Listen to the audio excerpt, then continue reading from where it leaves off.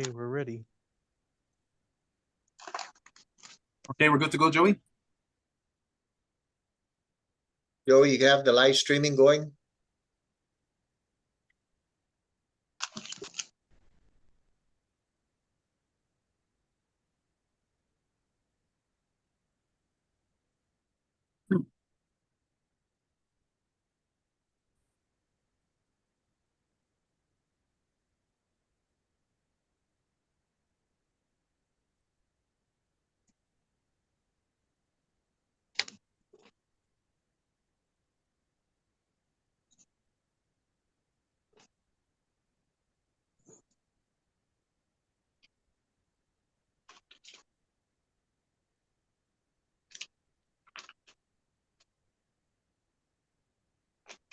Yes, we're ready to go. Okay, good to go? Yes. Okay, buenas, everyone. This meeting is called to order.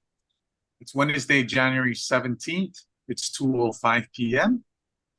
In compliance with Public Law 24-109, Guam Ancestral Lands Commission published the public meeting announcement for Wednesday, January 17th, 2024, in the Guam Daily Post on Tuesday, January 9, 2024, and Friday, January 12th, 2024. Director, roll call. Thank you, Mr. Chair. Chairman Eklevea, Present. Vice Chairman Laguatnia, It's the gap. Secretary Treasurer Cruz, Here. Commissioner Camacho. Commissioner Camacho, you're on mute. I'm here. Commissioner Orlino, Here. Commissioner Rios. Mr. Chair, Commissioner Rios informed us he'll be logging in, but a little later. He had to take his mother to the hospital. Okay, noted. Commissioner Wesley. Here. Thank you, Commissioners. Mr. Chair, you have 6 members present. You have a quorum. Jules Masi, Director. Okay, we move down to item 3. Approval of minutes. A, December 13th, 2023, regular meeting.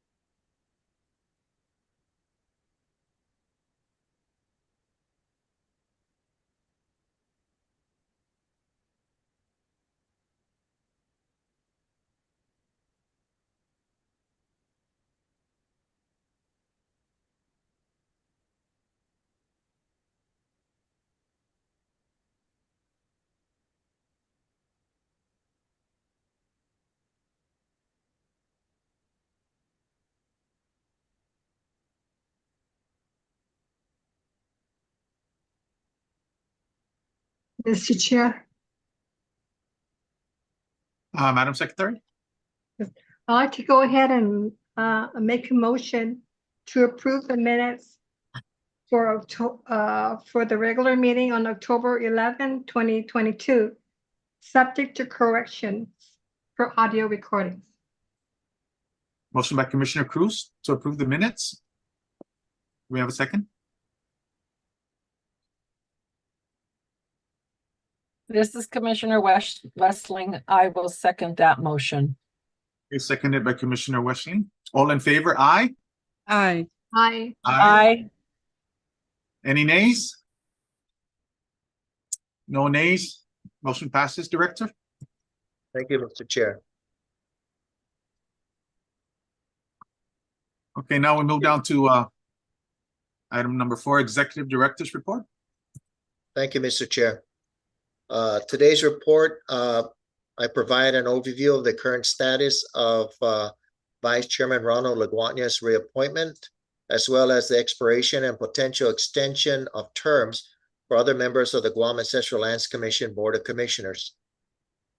A public hearing was conducted on Monday, January 8, 2024, to discuss the reappointment of Vice Chairman Ronald Laguarnia as a member of the GALC. Vice Chairman Laguarnia's previous term expired September 17, 2023. However, in accordance with the law, he's allowed a 90-day holdover period plus 3 legislative session days, which has enabled him to continue serving on the board. The public hearing received significant support for Vice Chairman Laguarnia's reappointment, and his nomination is expected to be presented for a vote during the upcoming legislative session. Notably, Vice Chairman Laguarnia's 90-day holdover period has concluded, but he still has 3 legislative session days remaining to fulfill his duties on the board.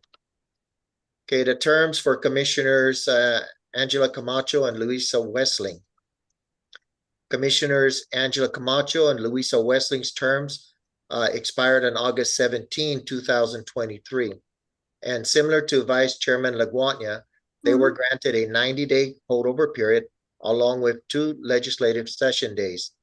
If the legislature convenes this Friday, January 19, 2024, it will mark the conclusion of their 3rd legislative session day, thereby terminating their tenure on the Ancestral Lands Board, and consequently today may serve as their final official day as a commissioner on the Guam Ancestral Lands Board of Commission. Upcoming expirations and holdover provisions. The terms of Chairman Ronald Eclavea, Secretary Treasurer Maria Cruz, Commissioner Anita Orlino, and Commissioner Jeffrey Rios are set to expire on March 26, 2024. They will each be eligible for a 90-day holdover period in addition to 3 legislative session days authorized by law, allowing them to continue their service on the Guam Ancestral Lands Commission Board until the specified deadline. So in summary, Vice Chairman Ronald Laguarnia's appointment to the Guam Ancestral Lands Commission is currently being considered following a public hearing held on January 8, 2024. His nomination is anticipated to be included in the forthcoming legislative session for a vote. Commissioners Angela Camacho and Luisa Westling, whose terms expired on August 17, 2023, may conclude their tenure if the legislature convenes on Friday, January 19, 2024. Additionally, Chairman Ronald Eclavea, Secretary Treasurer Maria Cruz, Commissioner Anita Orlino, and Commissioner Jeffrey Rios, whose terms all expire on March 26 this year, will be permitted a 90-day holdover period plus 3 legislative session days to continue your service on the board. Thank you for this opportunity to present this update. Please let me know if further information is required. Thank you, Mr. Chair. Thank you, Masi, Director. Any questions for the Director?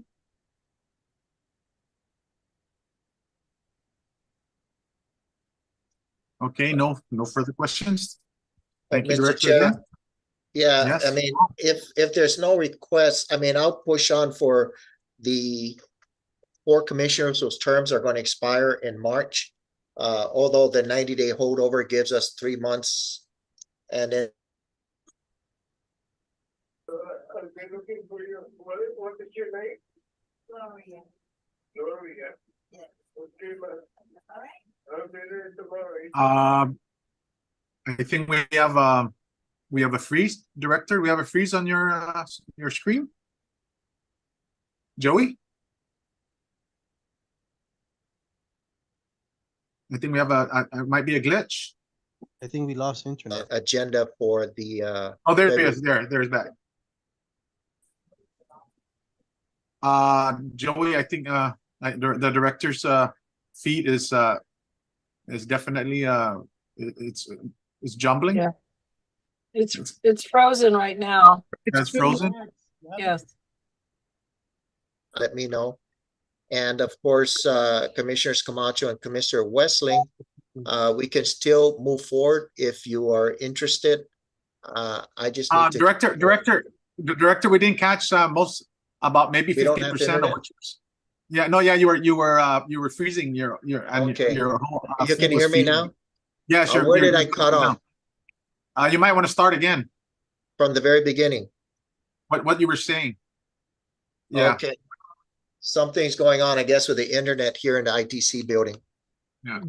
Okay, so from the very beginning with the report, No, well, no, I was about to move on to the next item until you I asked for Okay. questions and okay, So, well, yeah. again, I need to be informed with from the commissioners, either, what's that, offsite or now if you prefer. But, you can call me up or text me on your own, if you're interested in, being reappointed for those 4 of you whose terms are expiring in March. That way I can move on them to, inform the front office, to send your nominations to the legislature. With Commissioner Camacho and Commissioner Westling, if you are interested, please let me know. And I don't think we'll have a problem with getting any of you nominated again. You know, it's difficult getting people to sit on boards. I'm aware of that. So please let me know. It's just that if I don't get any word from Commissioner Westling and Commissioner Camacho, conceivably today, this may be your last official position of the board as a board member. Okay, so if you don't get a hold of me, I'll take your silence as meaning you're not interested. Okay, so for those of you that are in March, yes, Commissioner Westling. Yes, Director Birch, I will let you know that my husband is in support of me continuing 1 more term. And so if the legislature will approve me, I am willing to accept a nomination for 1 more term. Yay. Thank Very you, good. Commissioner Westling. Inform the front Very good. office so Okay, they can send you. the necessary, start working on the necessary paperwork. Okay, thank you. And I believe that in the past, pending that, Attorney Tough, of course, we'd have to ask Attorney Gumatauto now, you know, when you sit on the board, should you receive a nomination from the front office, you know, whether or not you'll be you know, if it would be safe for you to vote on issues should they go into session, you know, after they go in session this Friday. But of course, it won't prevent you from actually participating, perhaps just the vote. You know, we don't want any of our actions taken here to be invalidated later on.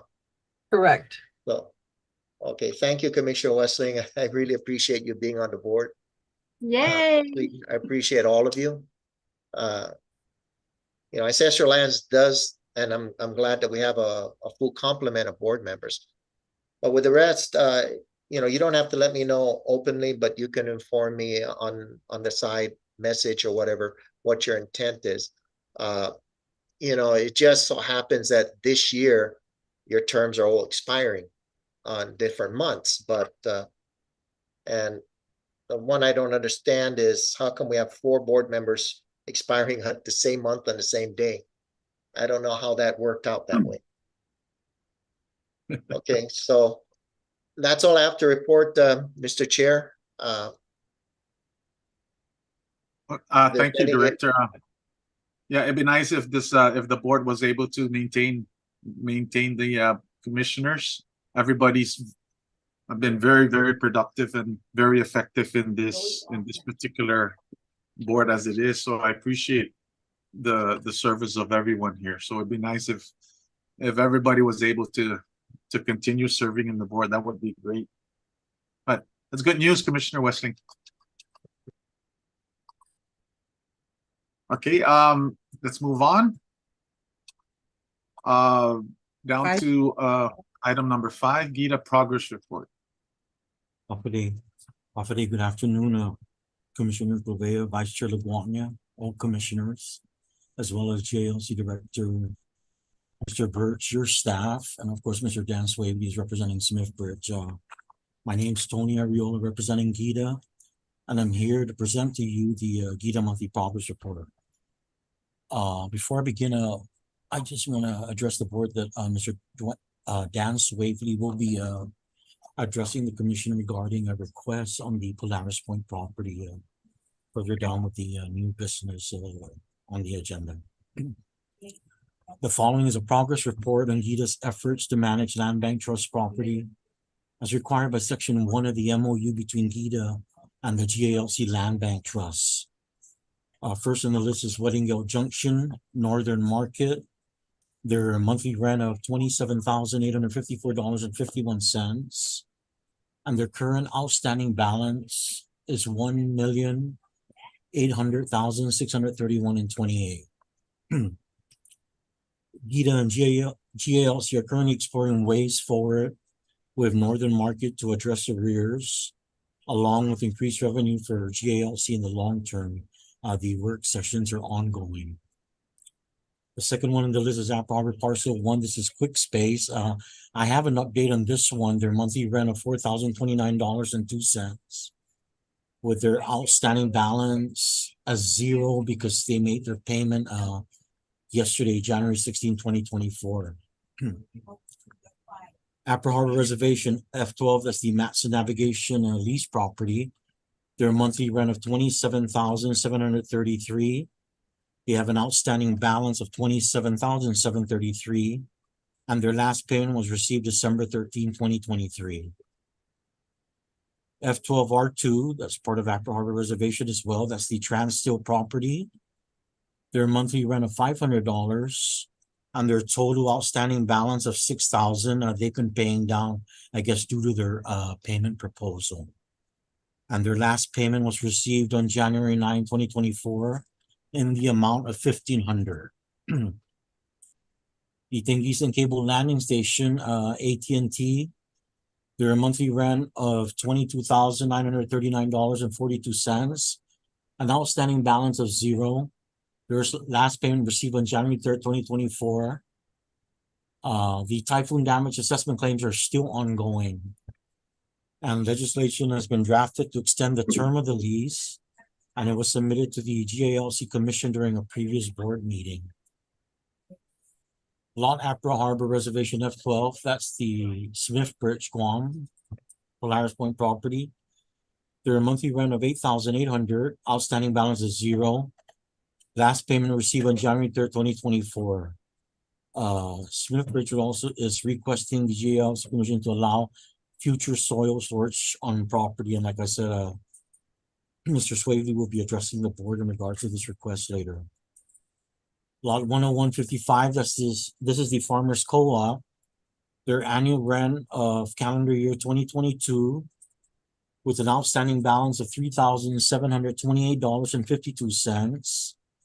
Their CY 2022 50% annual lease payment of the amount of $3,730 was received December 4th, 2023. At the previous board meeting, the GALC Board Commission requested for inquiry regarding the U.S. Postal Service lease with Farmers Co-op. The limited information we received is that rental space began in May of 2023.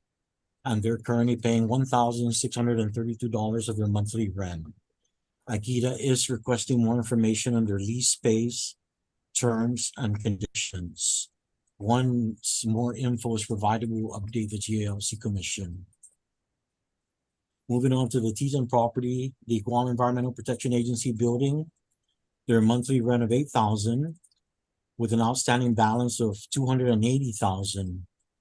Their last payment received on December 13, 2023, with a lump sum payment of $16,000.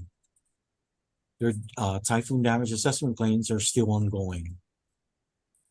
Department of Public Health, that's the WIC building, their monthly rent of $8,400 with their outstanding balance of $29,099.35. Gita received a total lump sum payment of $25,200 on January 5th and January 8th of 2024.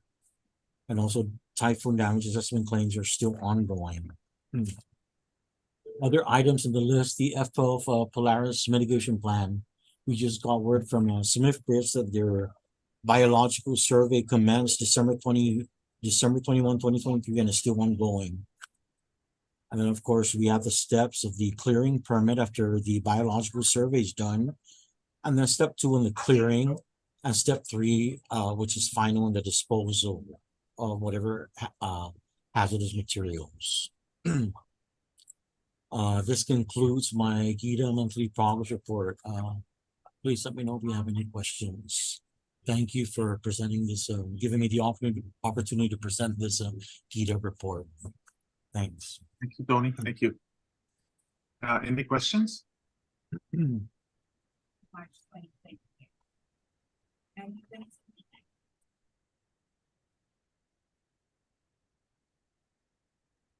Okay, no further questions for Tony? Just a comment, Mr. Chair. Okay, Vice Chair. You're on mute. You're on mute. Yeah, thank you, thank you, Mr. Ariola, for that report. That was a good collection on the WIC. We got a big payment on WIC, right? We got some collections that were, yeah, we've been getting hammered at the hearing, you know, that we need to start beefing up our collections. So just to remind all the board members that they're hounding on us. So that's good. We need to collect from is that EPA? All those big guns, and want to thank Mr. Swavely for keeping up with his deal. You know, and it's just good news that we're collecting, but just want to let you all know that it's going to come up again. So we need to start shaking up our commitments. Thank you. Thank you again, Tony, for that good report. Okay, Mr. Chair. Okay. Director? Mr. Chair, yes. Regarding the motion to approve the minutes, I would ask that Commissioner Cruz make a motion to correct the date. Secretary Treasurer Cruz cited October 11, 2022 minutes to approve instead of December 13, 2023. Could we correct the motion to approve? Okay, Commissioner Cruz? Okay, go ahead and add that in, correct it to December. Yes. December 13. December 13. All right, thank you for catching that. Yeah, I heard that too. Yes, I heard that, but I didn't think that I thought that we were that far back, since we've been far back in other instances. So, okay, thank you for that, for catching that, Mr. Director. Well, Therese Tapasa is the one Therese that caught got it. it. Yeah. Okay, so Therese caught that. just to note, there's a correction on the date of the meeting, the approval minutes. It was inadvertently stated December 11th, and it should be December 13th, 2023.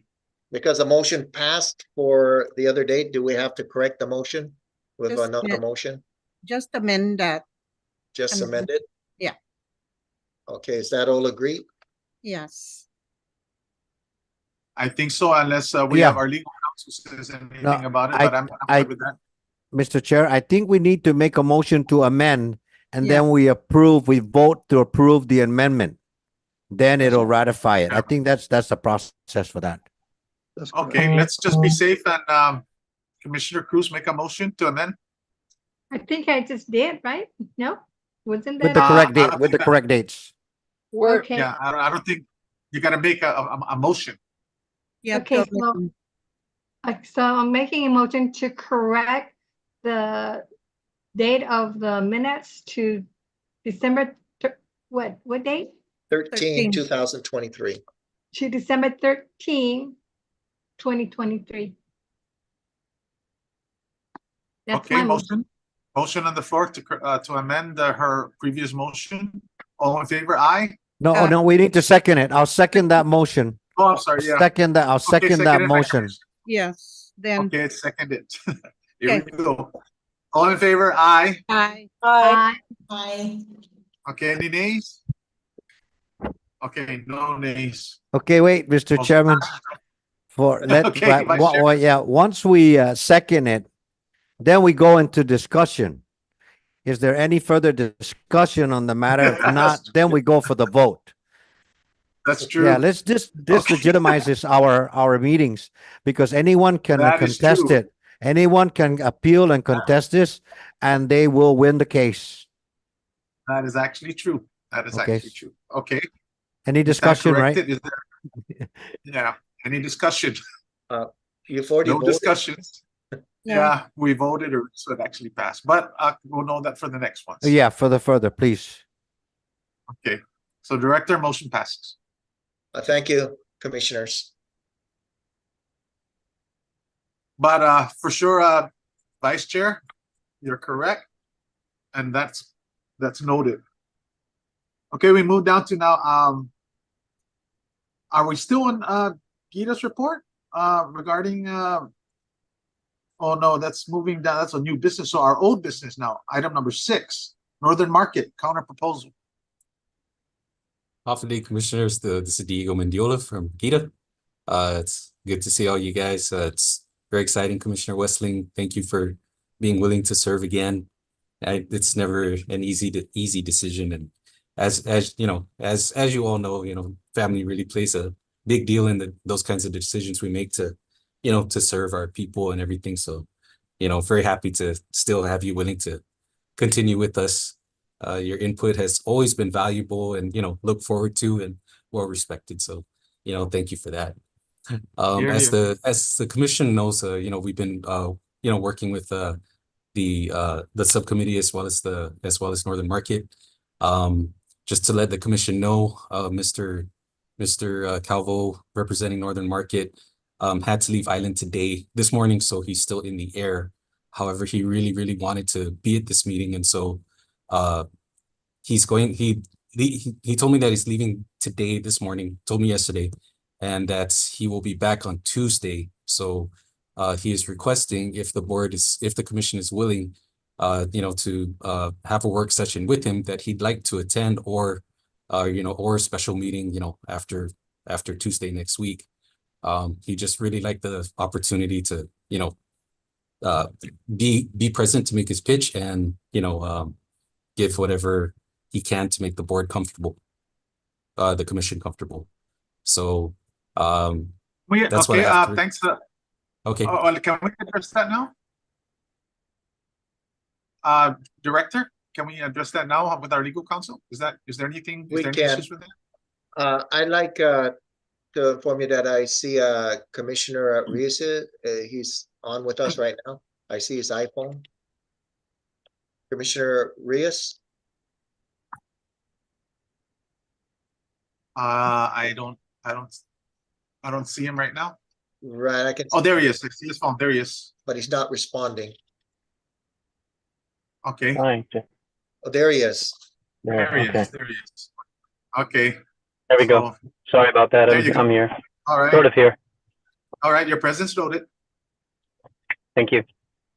Welcome. Okay, Attorney Gumatalto, I think the chairman has a question for you.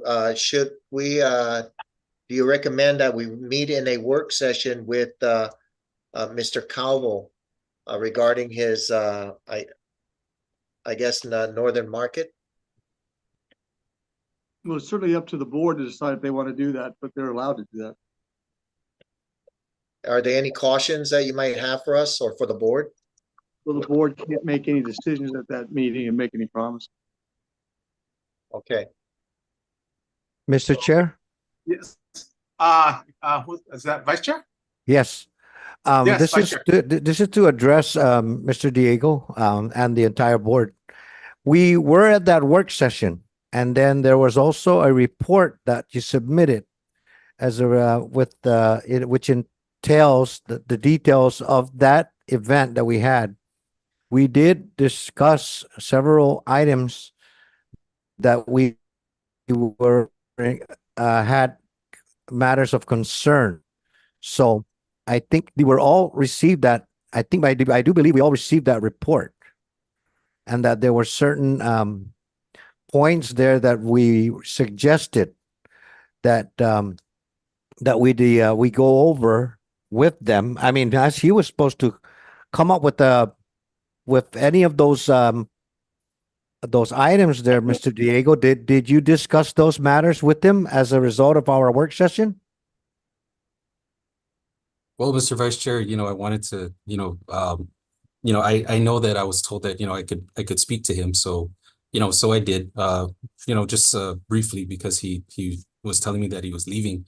But, my advice to him was, if you're hoping for the commission to approve, then, you need to, at least be willing to make them more comfortable with, something more attractive would be nice, but ultimately this is their decision. And if you want to, roll the dice on it, and you understand that this is the commission's decision, then that's entirely up to you. So, what he's asking for is for a chance to, I discussed some of the ideas that the committee came up with. And so that's why he asked for, he would like to, sit down with the committee, and if at all possible, if the commission is willing. And it's just that he was in the air at the current moment in time, but is coming back Tuesday. And so that's why he's asking for a chance to speak, if the commission is willing. Yeah. Commissioner Rios, you have your answer? I did. Thank you. Sorry again for chiming in late. I just, I know that we were just listening to legal talk about us being able to meet with a representative from Northern Market, but which I all thought, I mean, from our last chat, that we thought that was not possible, but through legal it is. Now we know it is. And I guess I had another question for legal, was the amount of members or commissioners that are allowed in that work session, because we seem to think that we could only have 3 commissioners, and we could not have a Northern Market representative. So I just wanted to clarify that, if legal could clarify that, because I was one of the members that, would have liked to have been there, but I was, I guess, removed from that meeting. So I just wanted to find out if, is there a cap on how many commissioners are allowed to be at a work session? I know that we cannot make decisions, but is there a cap? And maybe legal can clarify that, so that on the next work session, all that would like to attend and would attend are able to attend. That's all. Question for legal. Thank you. Okay, I have very a good question. comment. I have a comment. Okay, And our attorney can confirm this. Being a member of the Guam Ancestral Land since 2003, this question has been brought up over and over. On a work session, because we cannot make any decision, we can only make a recommendation. We cannot have more than 3 members without, if it's more than 3, we need to advertise it. So and also I'm comfortable with the 3 because then they can really brainstorm. They are volunteers who are continuously working on on certain tasks, such as like Commissioner Wesley, for instance. She has been really very great and on top of her recommendations and her observation on this list. Now, yes, Commissioner Rios, I recall that, and it's confirmed by the last minute that you did volunteer. There's supposed to be 3. Then Vice Chair decided that he wanted to be in the meeting too. So the 3 of you needed to decide, well, who is really going to be in the meeting. So that was decided. The Vice Chair decided, he wanted to go ahead and be in that meeting. And Commissioner Rios did not object. It's okay. So that, yeah, and not like that, having a representative from an attorney from the Northern Market may influence the decision with the commissioners. So I really strongly do not suggest that. I suggest that whatever results of the working session be presented to us. So if it's ready, present it today. If not, we can table it to another meeting. Thank you. Commissioner Lino? I would suggest that we table this until the next meeting because, so confusing, and we could all see the recommendations from the special meeting and something like that. Yes, I understand that no decision can be made during the work session. So I feel that we should table this until the next meeting. I have a question. Okay, wait. Is the task force ready to present their make their recommendations? Okay. One second, Commissioner Cruz. Go ahead, Commissioner Westling first. Commissioner Westling. Yeah, I would still like Attorney Gumatautau's response to Commissioner Rios's question before we move on, please. That's right. He did not respond.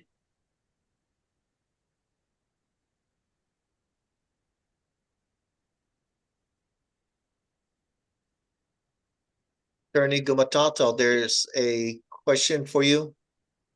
I'm waiting. So is the chair authorizing me to answer the question? Yes. Okay, yes, sir. Okay. So what we're concerned about with when they say don't meet with more than 3 is triggering the open government law. And once you trigger the open government law, we have to follow the rules for that. And then you might as well just go ahead and have a board meeting. It's going to be treated the same way as a board meeting because you're going to have more than 3 people there. And then you would be free to make a decision there, and you would be free then. But then the public is going to be involved in everything. And I know you're trying to maintain your transparency. So, but the purpose of a work session is to allow you to do just that, to work, and you can actually negotiate or discuss things with somebody. But again, you always have to be careful and not make a decision or even a straw vote on it. You have to leave it to where you have an open government session, which would be a normal board meeting. So that's why they caution you not to try to have more than 3 people at a work session. Okay, thank you, legal counsel. I think what's clear is we could go ahead and have a work session, and if we have if we have a quorum, whatever the quorum is, okay, because some commissioners, I think their quorum is a different number, but whatever if we have a quorum, then I think we need to publish the meeting and make it public. But in the past, our work sessions is basically we had volunteers that could commit to showing up for these work sessions. That's why some of us could not, and so it's actually open to any one of the board members for any one of these work sessions. Sometimes we have it as a whole, or it might be a subcommittee. to go and that can commit to making all these however long that this work session is going to go. That's why it's actually I like to see as many as in that work session. I like to see as many as we could, but we kept it to a minimum below the quorum so that we don't have to deal too much with the open government issue and still maintain transparency. So from now on, any other future work sessions we have, we could have more. I'm fine with it, but we will need to publish it. So the situation with Northern Market, it was made known to everyone who wanted to be a part of the subcommittee, and if there's other people want to be on it, I'm fine with it. And we just have to address it with we have to publish it if we have a quorum. And I think even with that quorum on a work session, I don't think we're supposed to make any decisions. Director, I don't think so, right? Legal counsel, even if we published it and it's a work session, I guess no decisions, right? Well, if it's truly a work session, then you're not making any decisions. But if you've Right. reached a quorum, see, this is the confusion. If you reach a quorum of board members, then you're treating it as a board meeting. Then you're free to do what you would normally do in a business meeting. That's why. Yeah. Because remember, the law is going to require you to publish your agenda. Right. Yeah, I that makes it clear, because I think then that's kind of like subverting the main board, and the main board is the one that should make the decision as a whole. So That's that kind of leaves open, some discrepancies with regard to if we have a quorum, and that quorum can legally make a decision and pass a decision without the main body. That's another issue, because we have a quorum and we published it. But there's no. So I quorum. guess in the past, that's why we played it safe and just stayed below the quorum.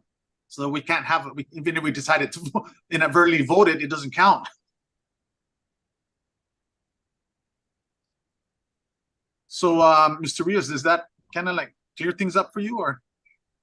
I think what I'm hearing, if please correct me if I'm wrong, but what I'm hearing is we should publicize a work session in case we have more than 3, but it's still a work session and we just can't make decisions.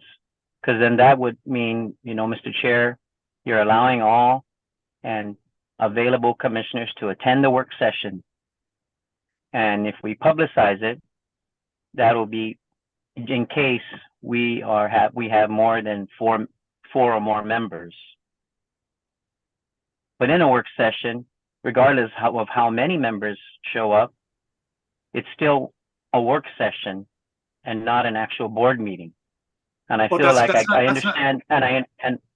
Yeah, but that's not how the legal counsel said that we can make a decision, because it'll be like a regular board meeting, even though we say to ourselves it's a work session. We can say to ourselves it's a work session, but legally we published it and we got a quorum. We can make a decision and it's binding according to what he's saying. I was not understanding it that way. I'm sorry. Okay. Let me clarify. Okay, go ahead. There you go. I'm sorry, Commissioner Rios.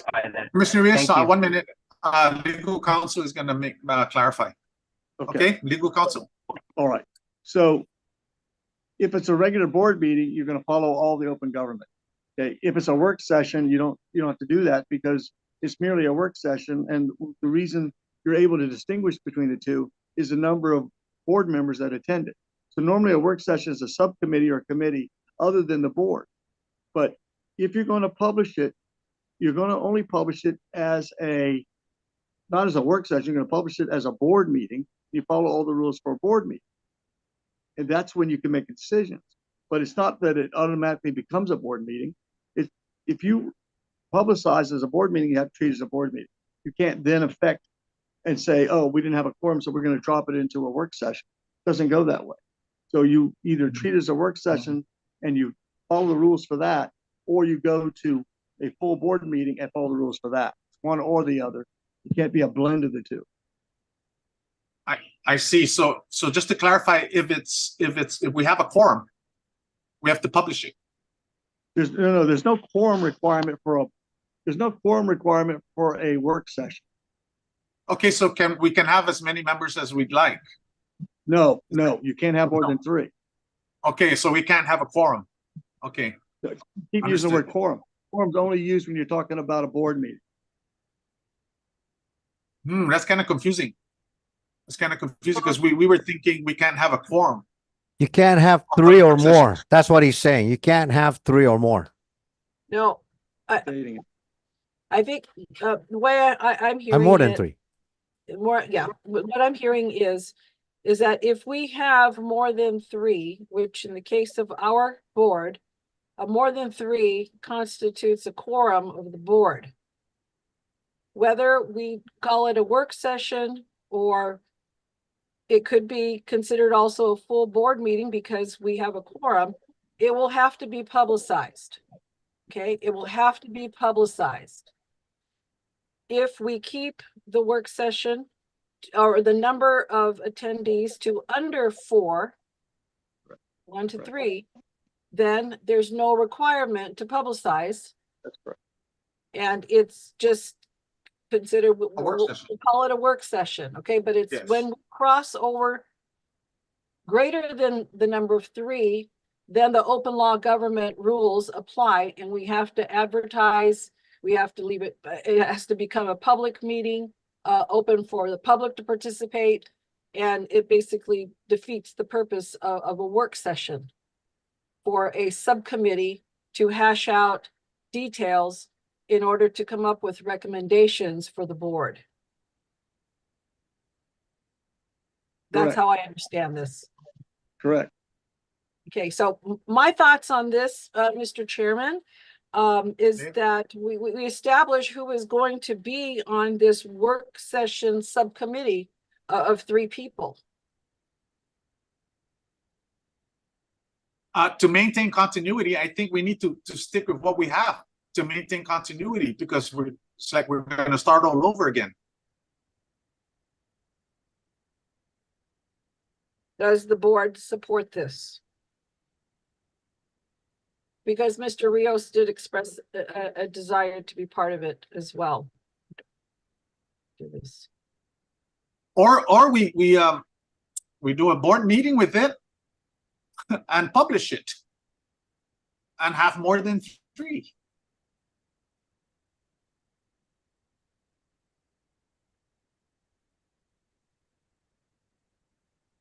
Commissioner like, Camacho, Commissioner Camacho.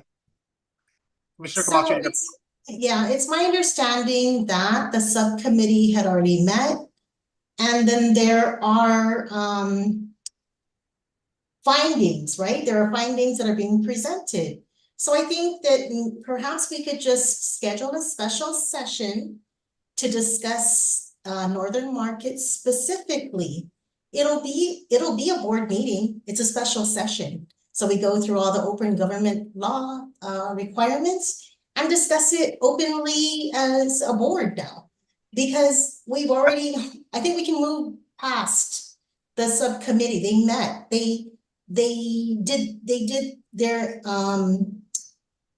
looked into the matter and they have something to present. So I think we just move forward with a special meeting to discuss Northern Market specifically. I think that's a great idea. That way everybody's involved. Everybody can be involved with it right now. We've already had several meetings in the subcommittee and we've been going back and forth. I think that's a great idea. We'll call a special meeting. Everybody can get involved. Vice Chair? Yeah, I agree with Commissioner Camacho. Totally agree. And as for Mr. Commissioner Rios, yeah, you know, I kind of like wanted to get involved. I'm sorry that, you know, for the reason why is because after that, the oversight hearing, let's wake up to it, people. It's been 10 years. We figured it out. It's been 10 years and they've been hounding on us on that matter. So we decided to start getting in with the ball now and start playing hardball and start getting things done, because I've been scrutinized publicly that I've been there for over 20 years. And this thing has been, what matters have been done to even disperse and start giving out monies. I mean, compensation. So I decided to just start, actually, as a matter of fact, I wanted to come in and start doing yeah, right, and start doing face-to-face meetings so that we can get fully engaged. Because speaker and the senators, lucky thing there were only 3 of them there. But I stood up and I told them, I said, if we had left this to the young new members that come in, they won't have the knowledge that we have attained in those 20 years. And we did a good job. According to what I see, 20 years was $16 million that we held up. And they're asking to disperse those monies, do something. And I said, you want us to do that? We're going to wipe it out with just one particular group of families. I mean, group of landowners. So I just decided to just come in and then like our chairman said, we have to start taking action. And we did in finality right now, we did receive, I think all of you, Mr. Diego, you did send out a report, right, of our work session. And I believe everyone has a copy of that. Review that. I received it. It's in our packet. You can see it in our packet. Right. But I received it prior to that and I read it. And it was pretty much in detail, all the points that we discussed with the presence of our chairman and Commissioner Westling and I and other members of GITA. And there was like 3 or 4 members from GITA, I believe. And like Commissioner Camacho said, it is presented. So let's get down to business. And we did get into some heavy duty engagement. As a matter of fact, Commissioner Westling laid it out, and we need to look at it because this they're asking for 30 years. Was it 30? I counted 30 years, 40 years, I believe, that we will start receiving payment. Look at that report. Look at their counter proposal. I sure hope you guys looked at that. I'm real sorry. Where was the report sent to? I'm looking at today's packet and I'm not seeing anything from GITA, or a title to make it look like their I believe it was report. a separate report sent by the director. Yes, By the director. are you looking for it'll be in the GITA report from December 11. If you're looking at the summary of the work session that was sent out to you, that would be listed as January 12th. It'll be under the GITA Real Property Manager Report from December 11. Sent January 13th. Yeah, that 13th. Okay, I'm sorry. I don't. Yeah, 15th. I don't have anything. I'm looking. Commissioner Westling, which one are you looking for? For the Well, I just went back. I'm sorry about this, folks, but January 12th, there was from Teresa, just Guam public notices. Okay, so check. Then I have, what's the next I'm date? looking at the date of the report. Let me pull up my. It was sent on January 15. January 15th? Yeah. On your computer. Okay. Yeah. January 15th, I have. At 9:27 p.m. Yeah, I have nothing from GITA or from the director. And then in today's packet, I don't see anything for Luisa, it looks like it went to your GALC email.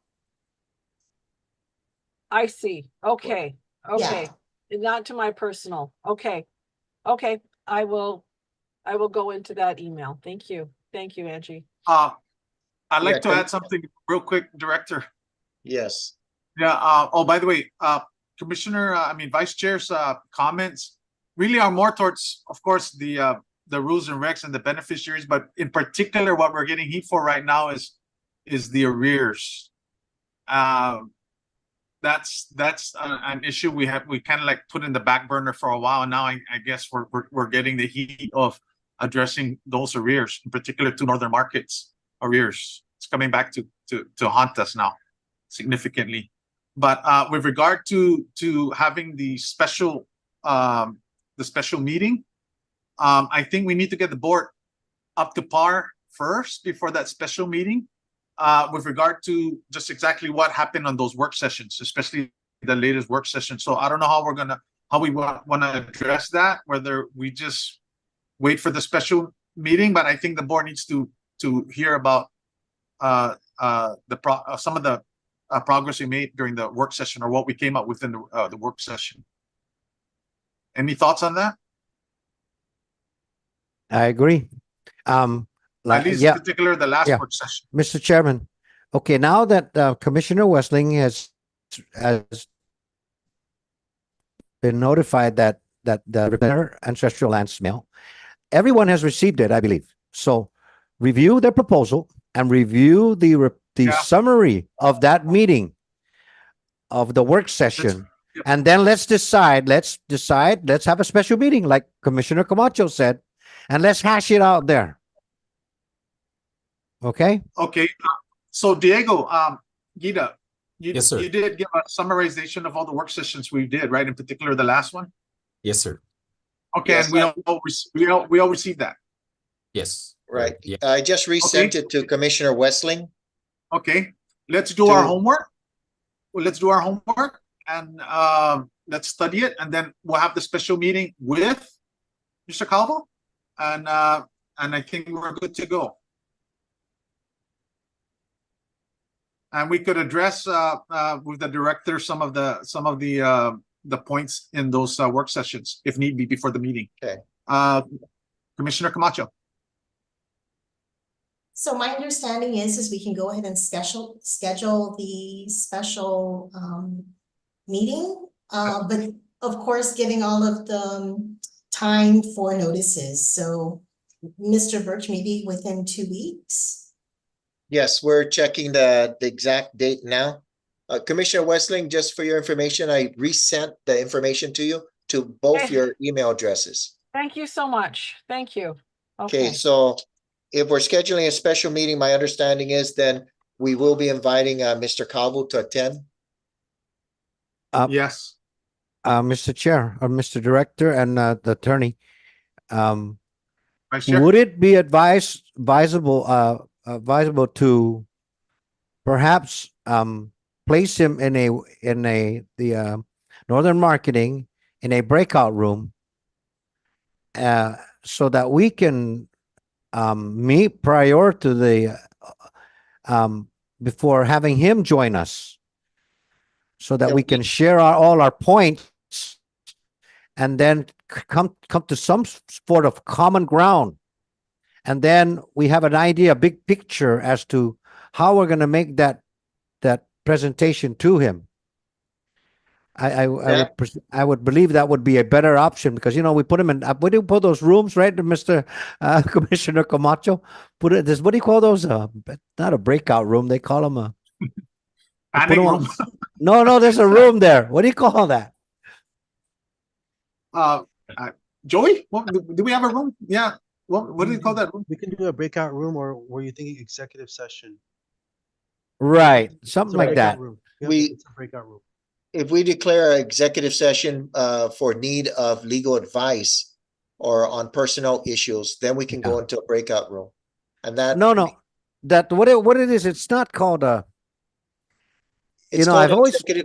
If we were no public, they usually just put him on the side. He's not with he's attending. He's invited to the meeting, but not in that particular session with us, all board members. And then once we hash it out, we pull him in. Forgot the name of that room, man. Yeah, I understand, Vice Chair, what you're trying to say, but the open government law restricts us from cutting anyone off from an open meeting. It's an open meeting. That's basically the open government law, the requirement. Now, there are exceptions during the open meetings that we can go into what we could call a breakout room, and that's through executive session. Executive sessions are called when we need to confer with legal counsel on an issue, or we're discussing personnel issues that are not to be made public. So we would go Right. into executive session. So Joey Longuero is correct. We can get further clarification from Attorney Gumatalto if you need. But yes, we just, with open government law, at GovGuam, as government officials, we cannot exclude the public from our discussions while we have enough members to make or a quorum where decisions can be made. Decisions according to open government law should not be made outside the public view.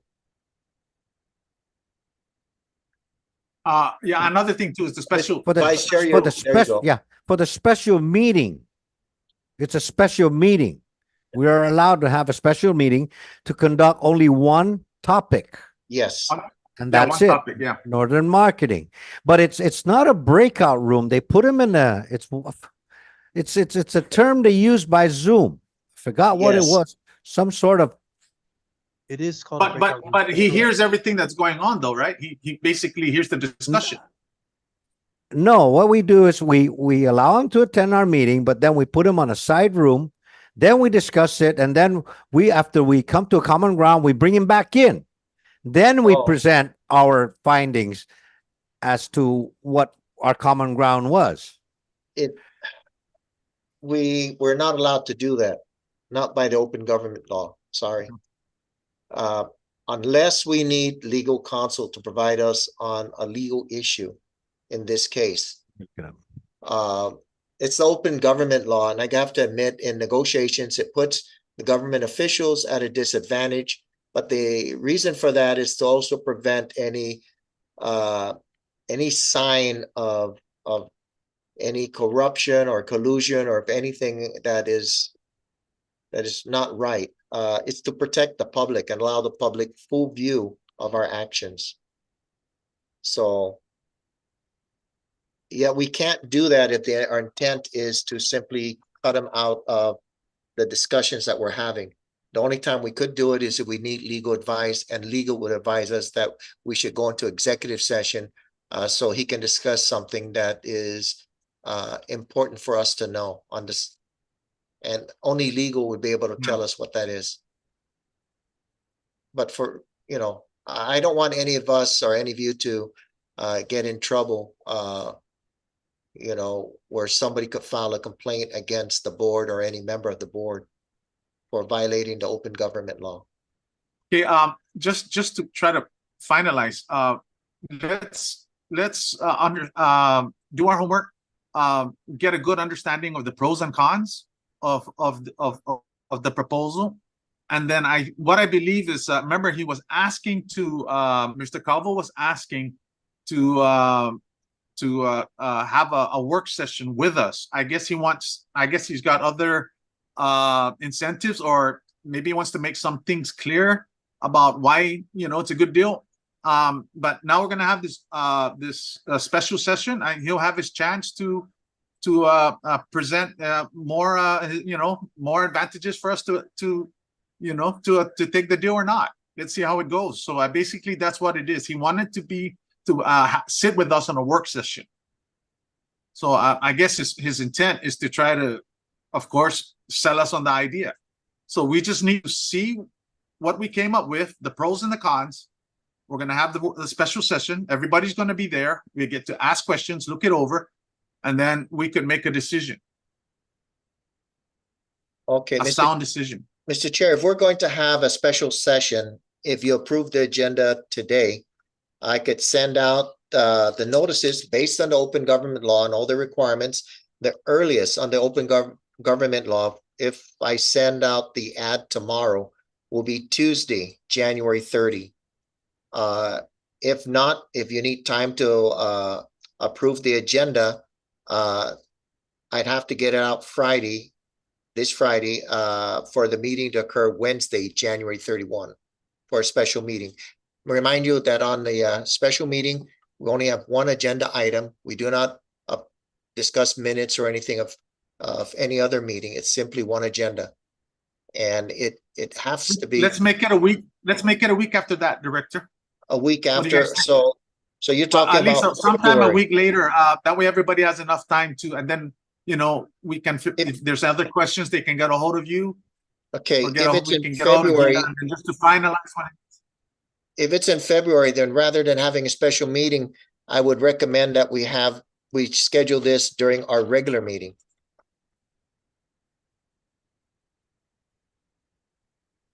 Because a week after that will be February 7, but February 14, Valentine's Day, that's the second Wednesday of the month. We may as well just call it a regular meeting because it'll be in the next month. No, what's wrong with the 30th and the 31st? So I'm saying they're available Do we have for a enough? special meeting. Do we have enough? Everybody's fine then? I'm fine with it if everybody's, you Yeah. know, fine with getting themselves up, you know, understanding what happened in the work session. The pros and the cons of the proposal. If everybody's good with it, I'm fine with the 30th. Yeah. That gives you a week and a half.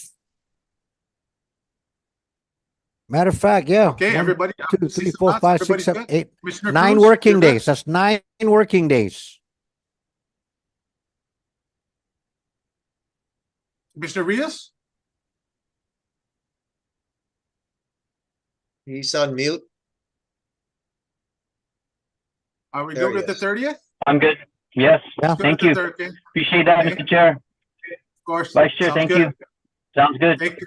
Okay. Commissioner Lino? Commissioner Okay. Lino? Okay, Director? Let's do Okay, it. so we'll do for January 30, the agenda is Northern Market. It'll be one item. If the legislature goes into session this Friday, that will conclude the official tenure of two of our commissioners, Commissioner Camacho and Westling. Although it doesn't prevent them from participating, Yeah. but it will, I would recommend that they not vote, Yeah, they cannot. right? Because they won't officially be on the board. Mm-hmm. So we won't have to. So, but we will have a quorum available. So is that the agenda, as I understand it, and the special meeting date? January 30, Tuesday at 2 p.m. Yes. Northern Market. Very good. 2 p.m. Okay. everybody. 2 p.m. is good. Okay. Sorry, Vice Chair. Okay. with the mute. No, wait, one more time. Let me clarify this. They won't be able to vote, but they will be able to participate in the discussions, Participate. correct? Yes. Yes. Yeah, Yes. that's the important part, you That's know? what we want. That's what we need. That's what You we know, need. We need for- everybody's yeah. take. For your information, Hi, Ben.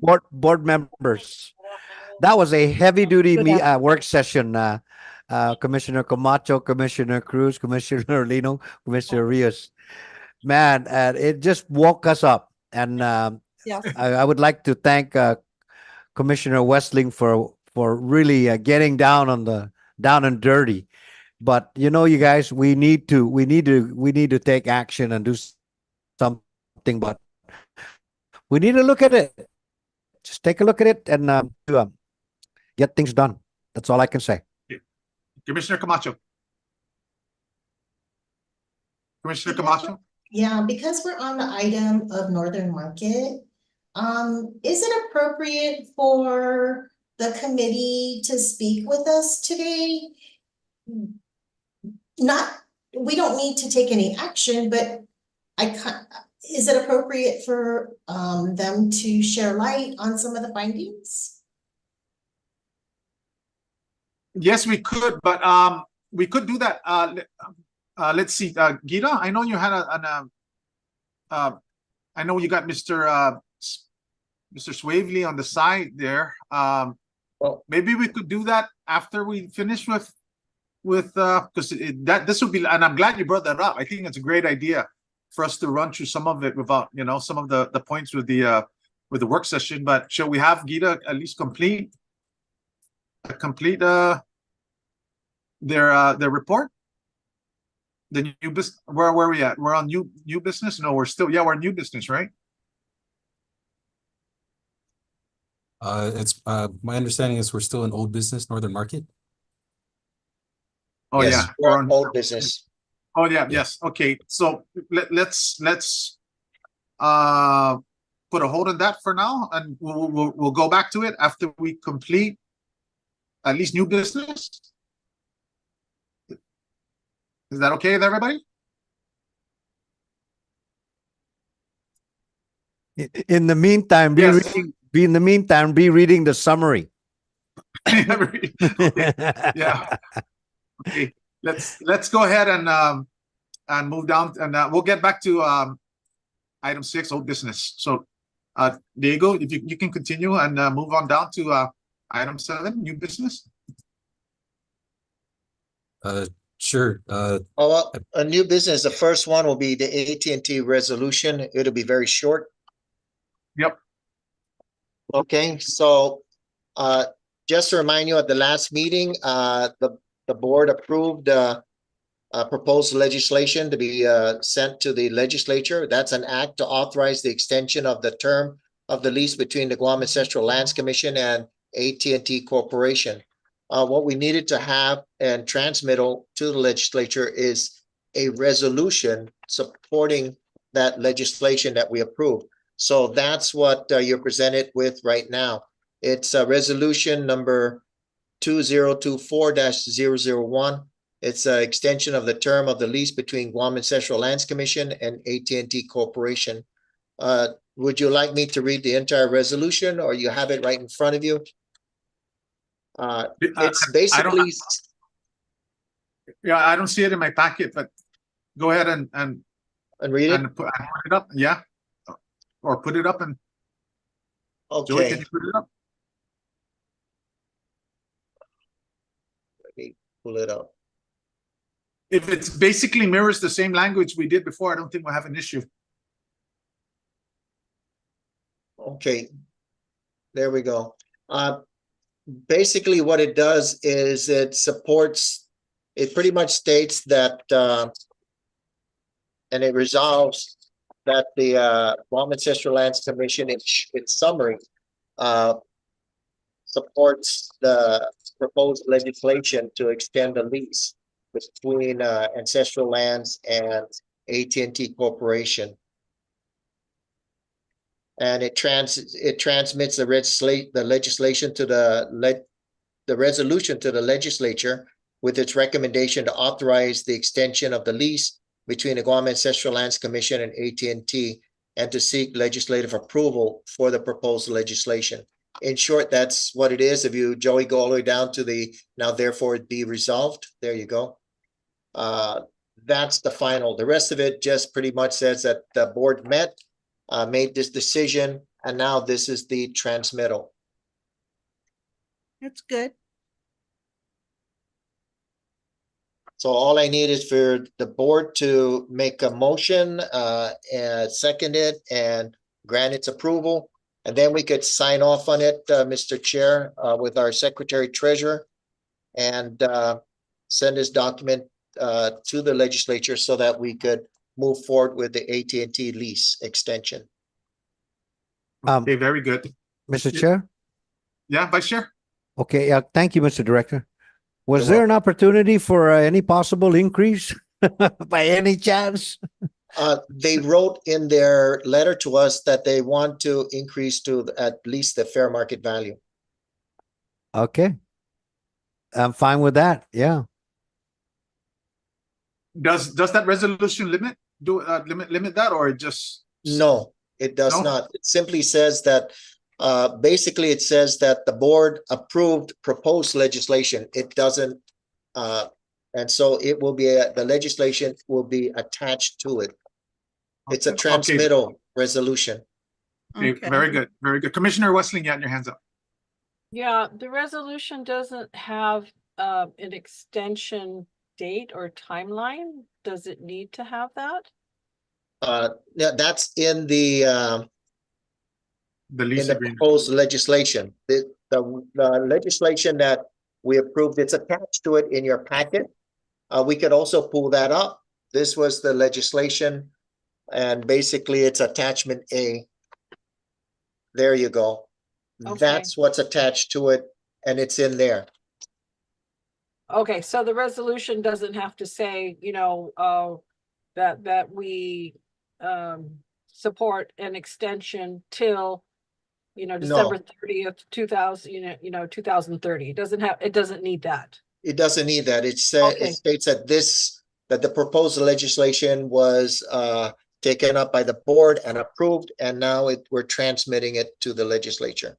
Okay, thank you for that clarification. Yeah, you're welcome. So just to clarify, Director, this is just for an extension of another 5 years, correct? I believe if you look at the term at the bottom, section 2 there, Joey's just increased it. Yeah.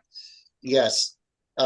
It's for 50 years commencing Yeah. October 1, 2024. 24. Oh, I see. Okay. They approved the 50 years. Yes, the board approved this already. This proposed legislation right. has already gone Yeah. before the board. So Yeah. it kind of like it supersedes that 9 increments or 9 what do you call those 9 renewals? Huh? Yeah, it includes all of 5 that years. because It's that was the included. intent. Yeah. Yeah, I can't get rid of that. Yeah. Okay. Very good. So Those a motion 9-year, is 5-year needed. extensions. A Yeah. motion's needed for the approval of this resolution 2024-001. Is that it? Yes. Yes.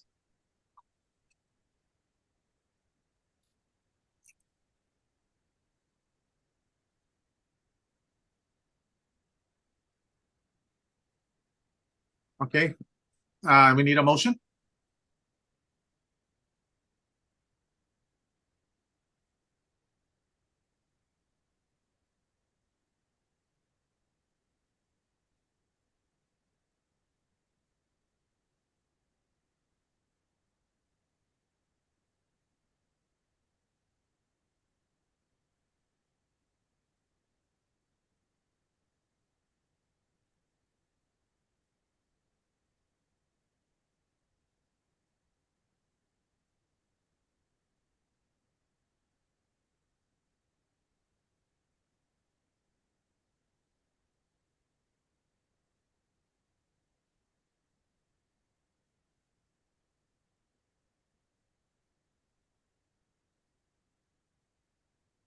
Okay, everybody's fine-tuning the language. Okay, Commissioner Camacho. Mr. Chairman, Mis- I'd like to make a motion. Yeah, but could I add just something? I'm thinking that we should say, I'm looking at the now therefore be it resolved. Just to add in at the very end, the proposed, where it says, the proposed legislation, just add in your motion to amend that to say attached herewith. I have it, at the very end of Joey, you could, load it up a little bit. Okay, at the very end of where it says, now therefore be it resolved, the very end of that statement, Guam Ancestral Lands Commission, AT&T Corporation, to seek legislative approval for the proposed legislation, and to amend that at the very end to say attached herewith. So they see it's attached to the proposal. I mean, to the resolution. So you're talking about after the word legislation. Attached, yes, attached herewith. That would take care of it. 2 words, attached herewith, correct? That's it. Yes, correct.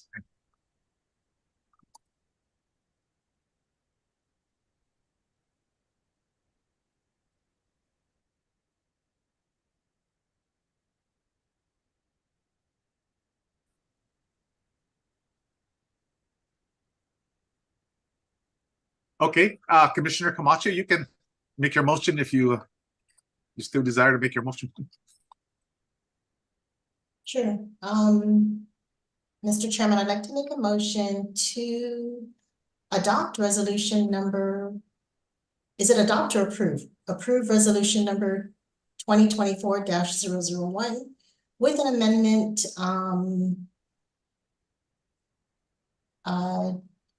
to include the words attached herewith after, under the section of now therefore be it resolved, after the last 2 words proposed legislation attached herewith.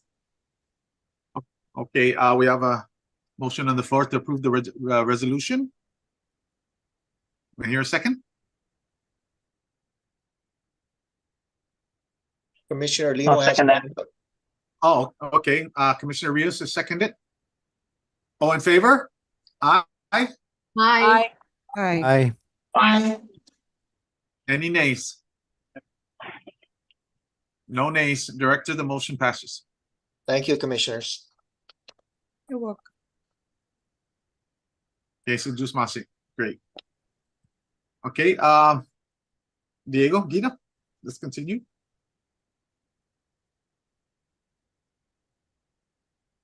Okay, we're moving on to Smith Bridge.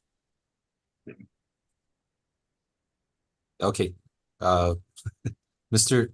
Dan, you're up, sir. Thank you. Thank you very much. Thank you all. I'll make this really quick. Smithbridge is doing fine down there. We're rolling out our final land uses. There has come to our attention a need for a temporary land use down there, and this would be to store excavated material from project sites. We do a lot of excavation, and then we have to put that excess material somewhere for a while, and we'd like to store it on the Polaris site wherever there might be room. It will only be there for a few weeks, let's say up to 90 days at the most, after which we will move it up to our GIGO quarry site and process it for aggregate. This would be a pile of excavated material, no more than maybe 200 feet by 200 feet at the most. They come, they go. We may never need it again, frankly. We did need it a few weeks ago when I first initiated this request, but the timeliness of everything required us to truck it up to GIGO to begin with. Now, our lease does say that we can employ any permitted use in this M2 zone with of course, with the commission's written approval. So I'm just asking if we could have your approval to temporarily store, if we have room, excavated material for up to 90 days, and then in and out like that. Yeah, that's really what it amounts to. Now, the other likelihood is that as these piles come and go, we're going to need one or two of them at least to finish the grading there for the foundation for the concrete batch plant and the warehousing. We're going to have to bring in some fill for that anyway, because that's a low area. So we'd have to bring it up anyway. So maybe we'll use it for that. But in any case, it would be a pile of excess material. In addition to the limit of 90 days, it would only be clean material, right? No vegetation, no debris in it. And that's what we're asking for. Okay.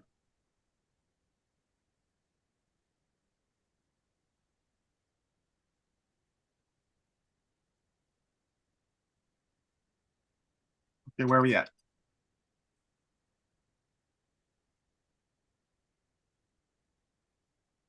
Gita, regarding their request, you're familiar with the area there? I mean, we have an agreement with them to clean up anyway, so I don't think it's an issue. But you're familiar with the area they're talking about, right? Yes, sir.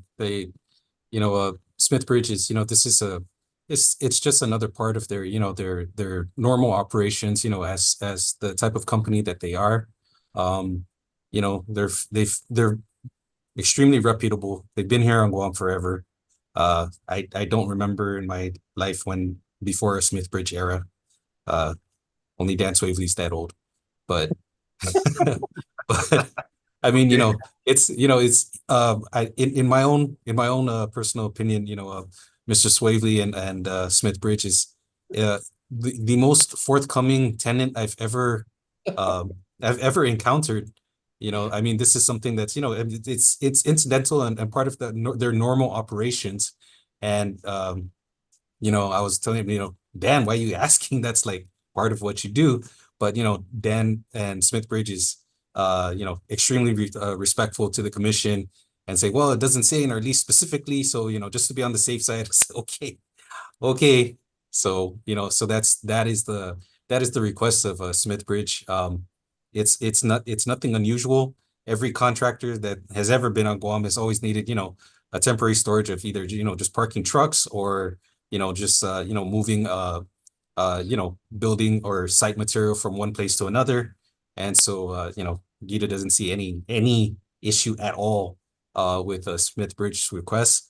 But, being as very forthcoming as Mr. Swavely is and always has been, he wanted to bring it to the commission to, just make it a formal request and, put it to bed. So that's all I have for that. Okay, Thank and you. it's kind of like an advantage because for the commission, because it kind of like clears up more of the property for availability for adding into the lease, right? Or is that Well, that's a yeah, that's a separate thing, but this That's- this kind of activity, it would help them in that regard. Yes. And Yeah. anything the commission does to, assist a good tenant in, moving their operations forward is a mutually beneficial thing. So, given that, it's just it's a simple request to, be specific and say, it didn't mention it specifically in my lease, but I'd like to bring it to the commission to, ask their permission. So, I think it's a good thing. But, as always, it's always the, the commission's discretion of, Very good, very good. Just take note of the area that just in case we have to go back to that sometimes. Say, okay, where was that actually at or something? Okay, any other questions? Board members? Thank you. I- Thank you. And I want to thank Diego and my son and tell his mom I'm very proud of him today. Thank you. I got a comment. Okay, Vice Chair. I take that into account, Mr. Diego. But I have two points. Okay. The first is will the aggregate where would that be coming from, if I may ask? Is that from off island or on island, and you'll be just relocating it from one place to another? Oh, that's right, Mr. Vice Chair. The aggregate that originally started this request was coming from the GTA data center along Governor Carlos Camacho Road there, where the big cables are coming in. And then we have other excavation coming up on Naval Station and even in the port area. So it's generally within that area, and it's clean aggregate. It would be mostly limestone or some limestone and basalt, depending upon exactly the geological conditions of the site we're working on. And you won't be digging from our site. Negative. Okay. Yeah. We don't want that. Yeah, we don't want to bring up the matter because with the main issue with the Chamorro Land Trust and the racetrack area, that we don't, that you may say reputable, but they Smith Bridge has put a name out in public. That's true. That's So true. just to keep everybody aware, we need to keep our eyes and ears open. Of course. Of course. Thank you. And we will be coming with a request to initiate our lease extension shortly. Our lease says that before 60 days before the end of the fourth year, which would be 2026 something, before then we have to come with a request to extend our lease. We'll be coming in with that sooner, knowing that there is so much work now planned for the Naval Station and commercial port that there will be a need for a concrete batch plant down there for many years to come. So that'll be on your desk in the next couple of weeks. Thank you. Okay, very good. Any other questions for To include escalating costs. Absolutely. Thank you. By the way, Mr. Swavely, that storage area, it's not going to be subject to contamination, will it? No. In fact, that would be illegal as part of our lease. Yeah. No, I'm just throwing in a pun with that. Yeah. With respect to contamination, today I finished review of the biological survey report for the five contaminated acres. And I approved the payment of that. A couple little changes, but there are no deal breakers in there. We have no rare, threatened, or endangered species of flora and fauna. And so that we can file that report now with the clearing permit to move ahead with the next step of that contaminated acreage. Very good, very good, very That is good. good news. Yeah, thank you. Thank you. Very good, very good. Any other questions for Mr. Swaley? Okay, no further questions. Dan, thank you. Process. So do we need to make an approval, a motion? We need to make a motion? Wait, one more question. How much of the area, how much area is going to be utilized, sir? Like a 200 by 200 area is what I heard him say, right? Something like that? I said 200 by 200, about it, at the most about an acre. You know, this is something that we don't know yet, right? Maybe 50 square feet, maybe an acre. I'm not sure. It's project driven and we don't have those projects yet, but we know this need is an occurring operation of ours. Yeah. Wow. So you don't know. Yeah. Could extend it to further up into extended property there, so you don't know the size of your usage at this time. Well, we don't know the size of the footprint of a stockpile, but I'm saying we can restrict it to whatever the commission, you know, feels is appropriate. I'm just suggesting no more than 200 by 200, which is basically an acre. If you want to say 100 by 100 or 150 by 150 or whatever, of course, we're happy for anything we can get. Yeah. This space is not inclusive in your lease, the size of your lease. It is, right? man. It is. It's within our lease area. Your lease area, okay. Yes. It's within our lease area, but it's not a specific permitted use in our lease area. For that. But the lease does say we can come back and ask you for permission to put something there which would be permitted in an M2 zone, and stockpiling material is permitted. Got it. That's the step on that. Okay. But in essence, you're paying for the lease on that particular piece of property. Yeah. Oh yeah. Inclusive, it's within. It's in it. They're paying. It's part of the lease. They're leasing that piece of property, so it's within the lease properties. That's what he's confirming. Correct. So we may have a motion on the floor. If there's no objections.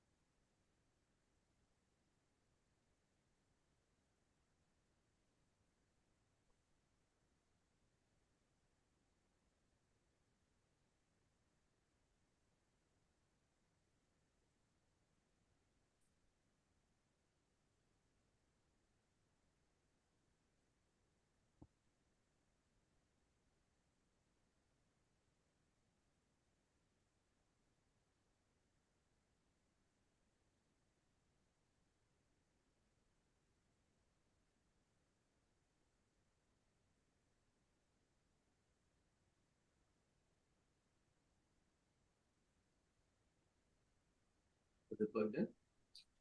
No, it's okay. Because it's already charged. Just make sure you don't step on it. Yeah.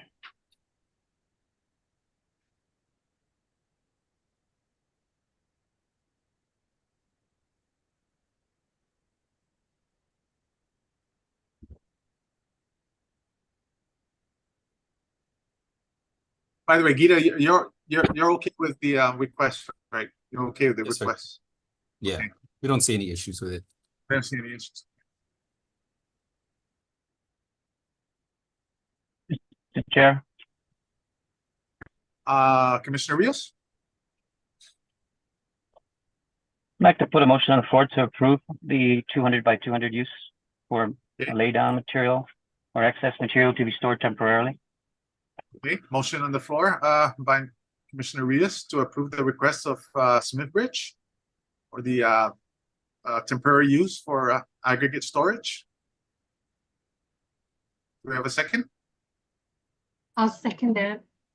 Okay, seconded by Commissioner Cruz. All in favor? Aye. Aye. Aye. Aye. Any nays? No nays. Director, motion passes. Thank you very much. Thank you. Appreciate it. Thank you, commissioners. Take care, Dan. Have a good one. Yes, you too. Thank you. Okay, continuing on. Gita? Item C, new business. Glenn Nelson request? Is that with Gita? No, that's No, us. That's with Mr. us. Glenn Nelson is here online.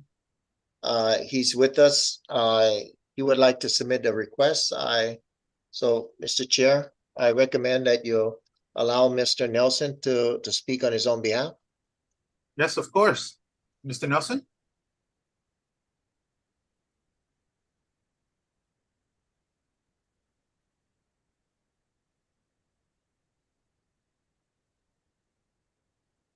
Hi, can you guys hear me?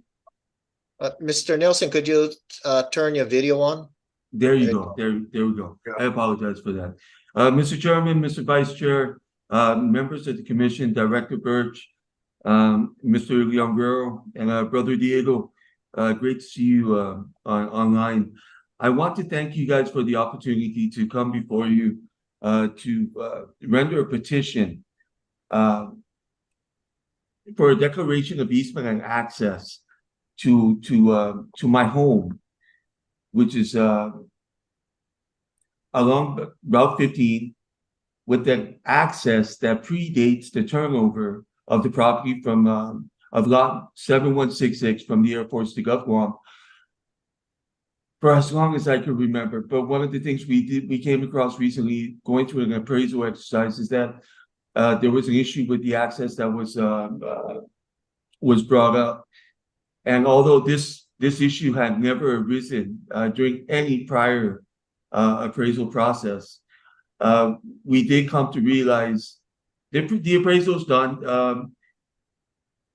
We did come to realize that at some point in time, we needed to come before you to make right what was previously approved by the United States Air Force when they had granted my family access to our house.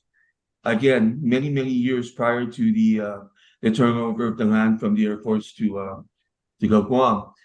And for some reason, I can't see my screen no more, but the current access that I'm making reference to, it serves as the not only the physical access, but as well as water and power.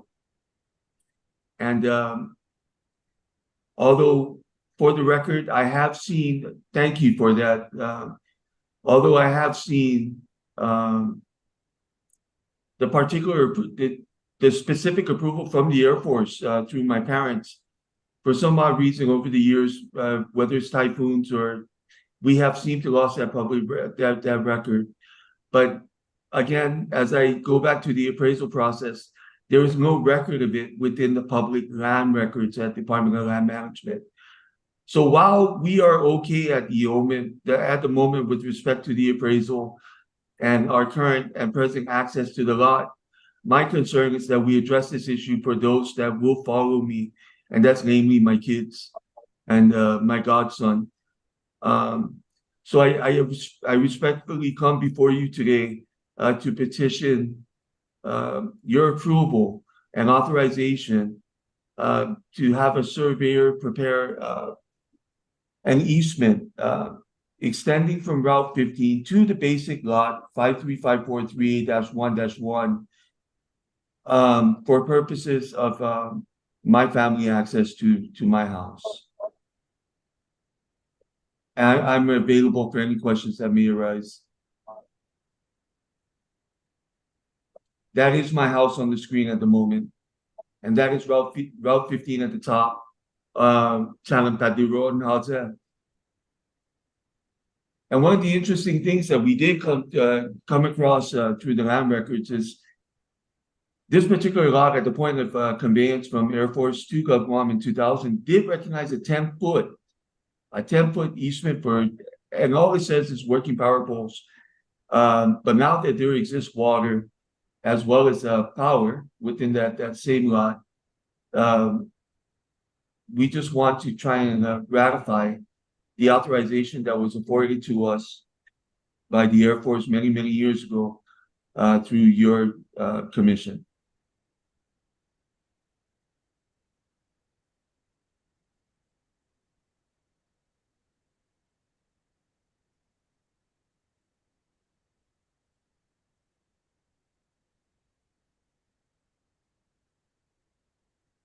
(7166) is a rather large parcel extending from the racetrack heading south. It stops directly across the GPA substation along Route 15. The old Marble Command.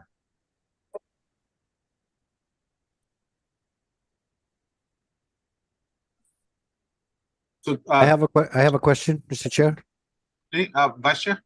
And Mr. Nelson, so you're asking for a request for easement that is on Guam ancestral lands property. Am I correct? Mr. Vice Chair, that's absolutely right, sir. The lands were conveyed to the Ancestral Lands Commission in 2000 by the Air Force, although the access in and of itself had existed since I was a child. Okay. Oh, okay. So can you point with your arrow there? Where's the easement that you're requesting? That's exactly it. I do not have control, Mr. Vice Chair, but whoever is manipulating the screen is spot on. That is exactly it right there. That's the red arrow, right? Yes, Okay. yes. Okay. And you've been living there, your family's been living there for years. Yes, Mr. Vice Chair. Okay, thank you. It's not a paved access. It's been a Cascal Road since childhood. Yeah. May I have a, oh, sorry. Commissioner Arlie? Okay, one second. Let me That's Andy South at the top of the screen. This thing has my whole screen. Okay, who has their hands up? Commissioner Orlino? Commissioner Weston, okay. No, Commissioner Orlino had her hand up first. Oh, okay. Commissioner Lino, sorry about that. Spencer's up. It's okay. Vice Chair had mentioned that we have the Guam Ancestral owns a property there where Mr. Glenn is asking for us to afford him easement. Am I correct? Is it Guam Ancestral Land Commission land that is asking? Yes, ma'am. Yes, Ancestral Lands owns the property on the left and right side of the road. Have we done that before? Have we approved any request from private landowners to request for us to? I believe we have. Joey? Where? Ma'am, if I may, Commissioner Orlino, I believe in 2007, ma'am, there was a request made by my parents for a lot that is south of that current or the current easement subject of this request or this petition. It's whoever. There you go. I'm sorry. If you could take that paw print, the mouse, the cursor, and go to that triangular lot. There you go. That is lot 7 within tract 1533. That is within the Sussex Valley. That we do have a declaration of easement and access for that particular lot. That lot is under my name as well. When it was, although the request came from mom and dad, the land has since been transferred to you. Deeded to me through probate. Okay. Me and my sister Rhonda. When was the last time that we have 2007, ma'am. I recall that. Yes, this is it. There it is. There it is. I recall that request. There's my Okay, so- signature. Yeah, that's right. That's why I'm trying to refresh my memory. Okay. And one of the odd things is, in talking with my dad as we're going through the appraisal, my sister and I, he was of the understanding that there was also a request for the house itself. But again, we couldn't find any record of it. And the filing cabinets that we did have, we really got impacted by Bangsawa and Pansonga, that a lot of our old records were lost during those major storms. Okay. So our concern at the moment is absent these documents within the public land records. Right. While it's not an issue today for me and my sister, for our kids, maybe. So that's why we come before, or I come before you on behalf of my sister and I to kind of address this issue so that our kids do not have to worry.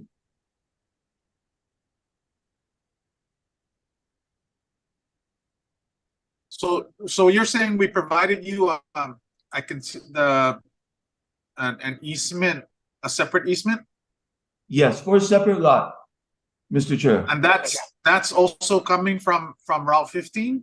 It is, sir, right there. There you go. The To red, lot 7. There you go. To lot 7. and that's also Guamances. That's Guamances. Lot 7, where the line Yes. where it originates from, Route 15 to the lot, where it crosses over is left and right, ancestral, north and south. Where it stops is lot 7, track 1533. That is mine. Yes. So that corner lot, I mean that corner there, that's Yeah. yours? That one? Yes. And then also on that track, lot number 2, which is second lot on the right, that belongs to my sister. Yeah, lot number 2 is Rhonda Nelson Calvo, and then myself is 7. 1, 2, 3, 4, 5. Yes, ma'am. That Up to lot was actually subdivided. Track 15-3 was subdivided into 7 lots. We only have interest in 2 and 7. So, Mr. Chair, this was his old request back in 2007. Right. Through my mom and Yes. dad, yes. Yeah, and today he's requesting for Another- an easement here. And again, what he was But saying is, Yeah, go It ahead, Joy. was- Sorry. so what he was saying again is, here's the map. Before the land was returned to ancestral lands, they did an as-built, and it shows that there was, they were using this easement prior to the transfer to ancestral lands, and there's also Right. wooden power poles. So this Right. is his request today. This Okay, just for clarity, that other easement we gave, does that also connect to this particular property? Mr. Chair, no, No. it's that's this quarter one mile also. south. Yeah, I this mean, is I from- know there's other lots to the left, but it doesn't connect at all. No, sir. No. Joey, can you no. go back to the previous satellite map? Oh, no, that one, that Yeah. one will work right there. So right below the lots here, lot 5, 4, 3, 2, right? That definitely doesn't go to your property also, right? Sir. So what is that in the front of it? See right in front, there's it looks like a strip of easement there. Is that on a cliff line? That looks like it's cliff line, right? It's all cliff line, sir. If you can imagine, the old Marble Command was the former Andy South name, and only the confines or the limits of Sussexan Valley was under the Scambaluri family. So these lots, subject of the request, are along the cliff, but I see. within the original footprint of what is still known as Sussexan and Guai. That is the cliff. Scambaluri is there in the middle, right? Well, now it serves home to the KEPCO. I believe that was from the KEPCO. It's now a substation, solar farm. The Scambaluri is still within and throughout the entire valley. The Scambaluri family still has holding. But a bulk of the Scambaluri interest was sold by the Calvos to KEPCO. Okay, Understood. And then Marble Cave is actually at the bottom of the page. There you go. That's Marble Cave right there. Right there with the arrow? That's the actual Marble Cave. That's the waterfront at Marble Cave. Yeah. But Marble Cave is right around that particular area. Yes, there you go. That's where the road ends. But come east, down your screen. Come east, down. There you go. That's the cave. And then to the right now is the Paga Valley. But this Marble Cave is still within Sussex.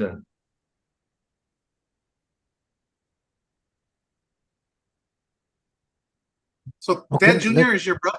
Ted Jr. is your brother, right? Yes, sir. Okay. He's older or younger? He's older, sir. Let's bring it back up to the matter. Yeah, We- the passage. Right there. That's their present travel access to your house, right, Glenn? Yes, ma'am. Yes, ma'am. And again, we've been up there. Even the original authorization did come from the Air Force, even as well as water, ma'am. A little history in the house took my mom and dad 7 years to build the house, but even after construction, we stayed up there 7 years without power. So until it was granted through the Air Force, Yeah. So the power poles actually originate down at Lati Heights when they first installed it. And then my sister and I acquired the interest in the house back in 97, 95, around that era. So Joey and Director, do we have any particular issues with this or anything to look out for, or is there any particular thing to be aware of, or any gotchas type of thing, or do we have any reason not to grant it? Mr. Chair, I don't think that there's any real reason to, unless we were to decide to subdivide the property and Right. or to lease out the property for any other reason, commercial reasons or whatever. That's a decision the board will have to make to grant this easement. That by granting the easement, you do put a line across the property there that is under the jurisdiction of the commission. There, Joey outlined it. Joey, could you zoom outward from that so we could see the entire lot? There we go. The drag strip, of course, will be up to the north of end of the property, and of course the solar farm towards the south. So yeah, there you go. Joey has the acres on the side of how many acreage that property is. So it is prime land, and the decision will be up to the board whether or not to grant that easement. But if you do, then that means that we'll be placing a line right across. It cuts it. Can I? Commissioner Westling, you're recognized. Yeah. Could you bring up the maps that have the lot numbers? Okay, so the property in question with the Nelson home is on lot number what? Which one? Ma'am, the basic lot is 535438-1-1 that was subsequently divided into what you now see 5 different lots. But Okay. interest is still held in those 5 different lots by the Nelsons. I understand. And so the house is on one, is it on 1-4? 4. Yes, Okay. ma'am. Okay. Yes, ma'am. So I'm sorry. when- Yes, ma'am. Yeah, thank you. When this map was done, was easement for right of ways and access provided to 1-4?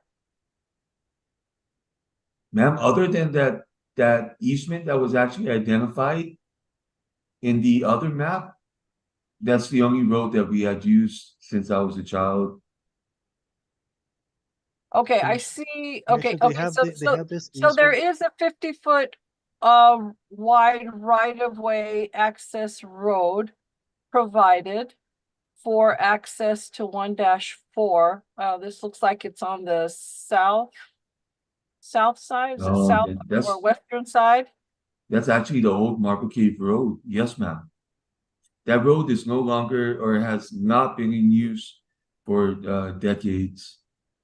That particular road used to be right across Anderson South, the back gate entrance, originate from there, and then go into Oh, the okay, valley, I through understand. the Okay, valley. yeah.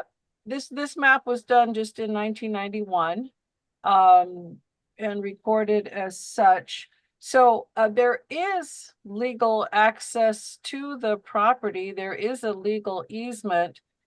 Is this easement not, um, is it difficult to clear? I mean, is it, I don't know the terrain there, so I don't know. Is it, If you is it No, I usable? understand the question, ma'am. The old road has not been in use for decades. But one thing I will say is that when you look at that 1991 map, you will see reference to a 10-foot road.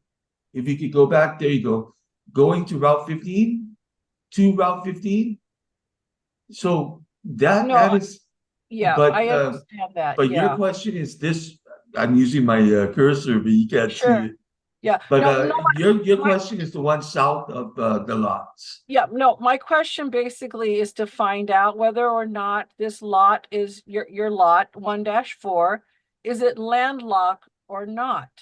That when the subdivision map was done, was a right of way, a legal easement recorded for it, and this map shows that there was. So the lot is not landlocked, and so there is a 50-foot wide right of way provided, touching the subject property. So my question is, since I'm not aware of everything that's going on down there, is this this 50-foot right of way access road, is it serviceable? I mean, is it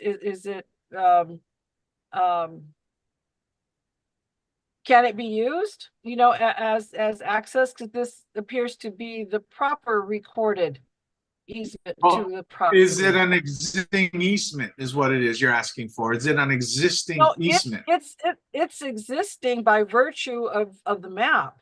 No, I and understand. I understand, recorded, but Commissioner. yeah, I just don't know, does it need clearing? Okay, does it need to be bulldozed, opened up? Because, that's what we do when easements are not, cleared, they have to be cleared and opened up, right? In order to be able to use it. But I understand that sometimes right of ways, are placed, what we call a tabletop survey, where nobody went out there to really look at the topography, of the and the geological, shapes of the land, and is this at the bottom of a cliff and your house is at the It very the top? is, ma'am. Okay, that's what I'm trying to ascertain Yeah, here. Commissioner Wesley, or- I truly appreciate, I understand what you're saying, ma'am, and I truly appreciate the question. That particular old easement is at the bottom of the lot, which is at the bottom of the hill. If you can imagine that being along a cliff, I guess the family has benefited by way of that access from the Air Force over the years that we have no use for the old easement.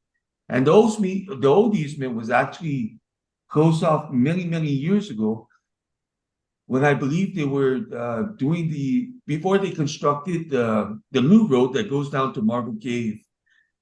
There was something right there. That's the old road. I understand exactly what it is you're saying. It's just that it appears that the family have benefited over the years from the permission granted by the United States Air Force to access the lot from the top rather than from the bottom. So I guess the petition before you, or the request before you today, is to consider extending the courtesy afforded to the family by the Air Force now that the lands have been conveyed to you since 2007 now. Right, I understand what you're asking.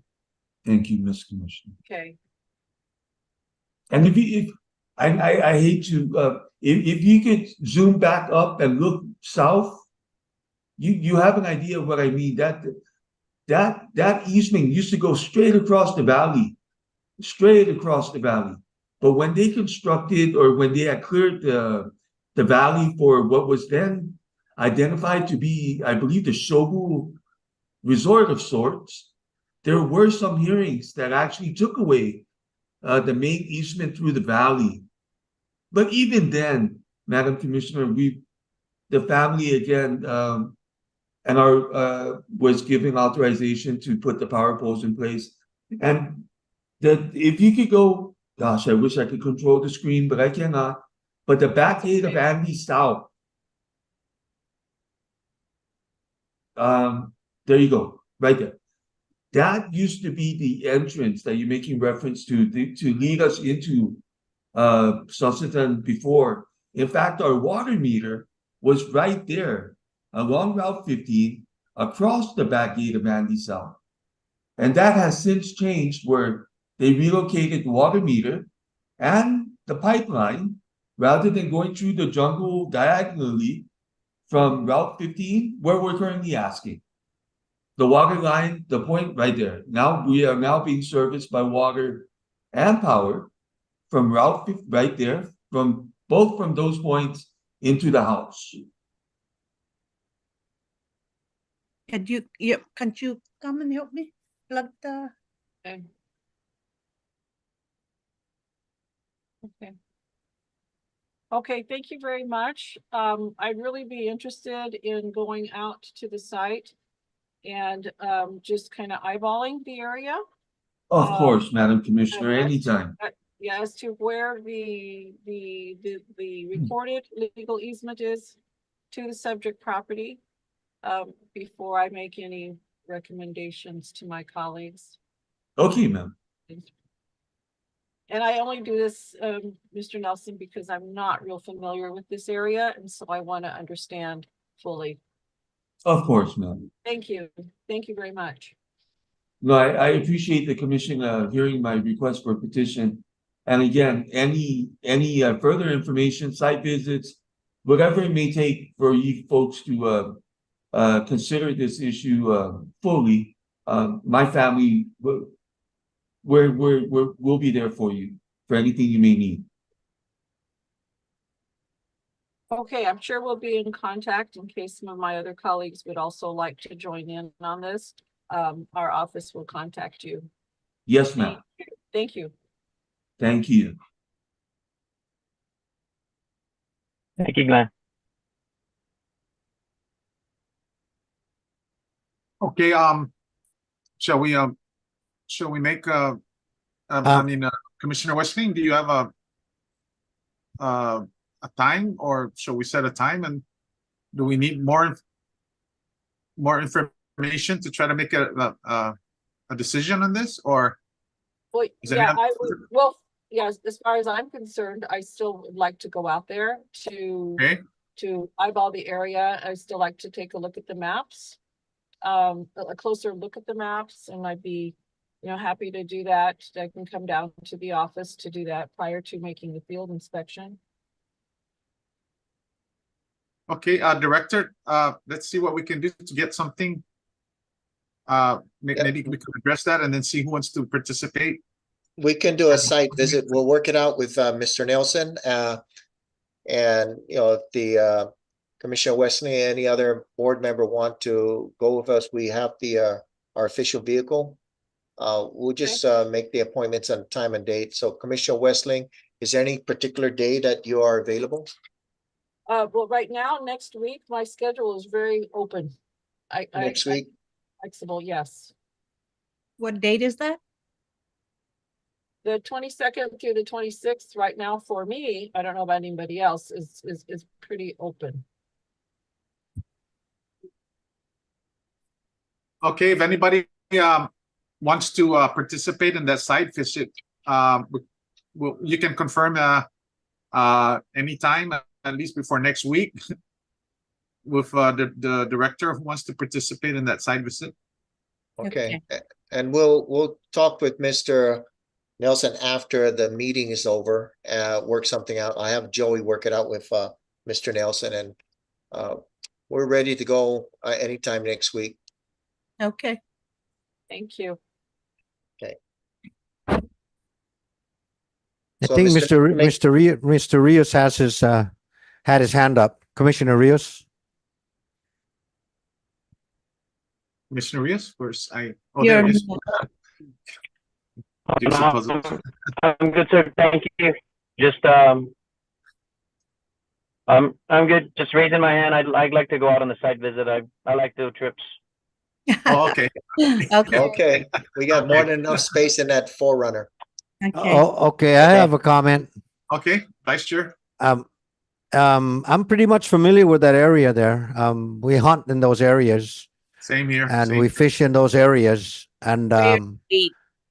the access in that old road there is incredibly thick and marsh and harsh terrain. I expect you guys to come in your fatigues and your shotguns because you might have boars in there, and you have wild Yeah. hunters in there. You got Cajun people in there, and you'll see the terrain that Mr. Nelson is talking about. That's why that access road was rarely used at the time.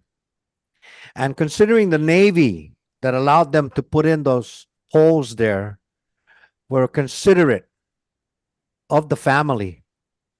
And I take that to dire consideration because they've been there for years and years, and they would not have allowed them to do that. The Navy has done numerous injustices to our people, but in this particular case, they allowed them to have some leniency to have better access.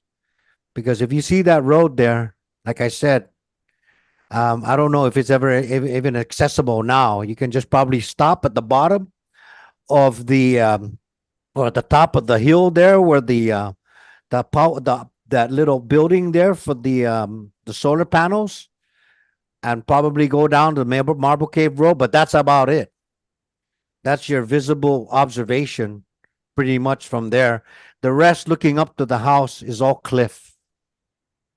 And if you want to go, be my guest and hike it, and get ready to be bitten up by mosquitoes and fire ants and whatever wild boars. But look at it, and you guys go ahead, take a look at it. But I'm in favor of considering the family. The family is a very prominent family here on the island. The contribution to the people of Guam is tremendous, and it's only for the benefit of the children and the future of the children, our people here on our island. Thank you. Agreed. I have a Okay. comment. I have comments. Commissioner Cruz? Okay, it's good that we can really assess the request for that access a road, because if there are other roads that family can access, that'll be really good, because if we were to provide the access for the family, it might lessen the potential use of our property. So that's my concern. But let's take a look. I'm so glad that Commissioner Wesley and a few others may be going to take a look at the situation of the family. Thank you. Okay, very good.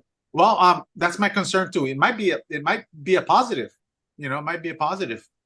That's why I want to look at all aspects of it, and of course, the family's concern, especially they've contributed a lot, as the Vice Chair said, and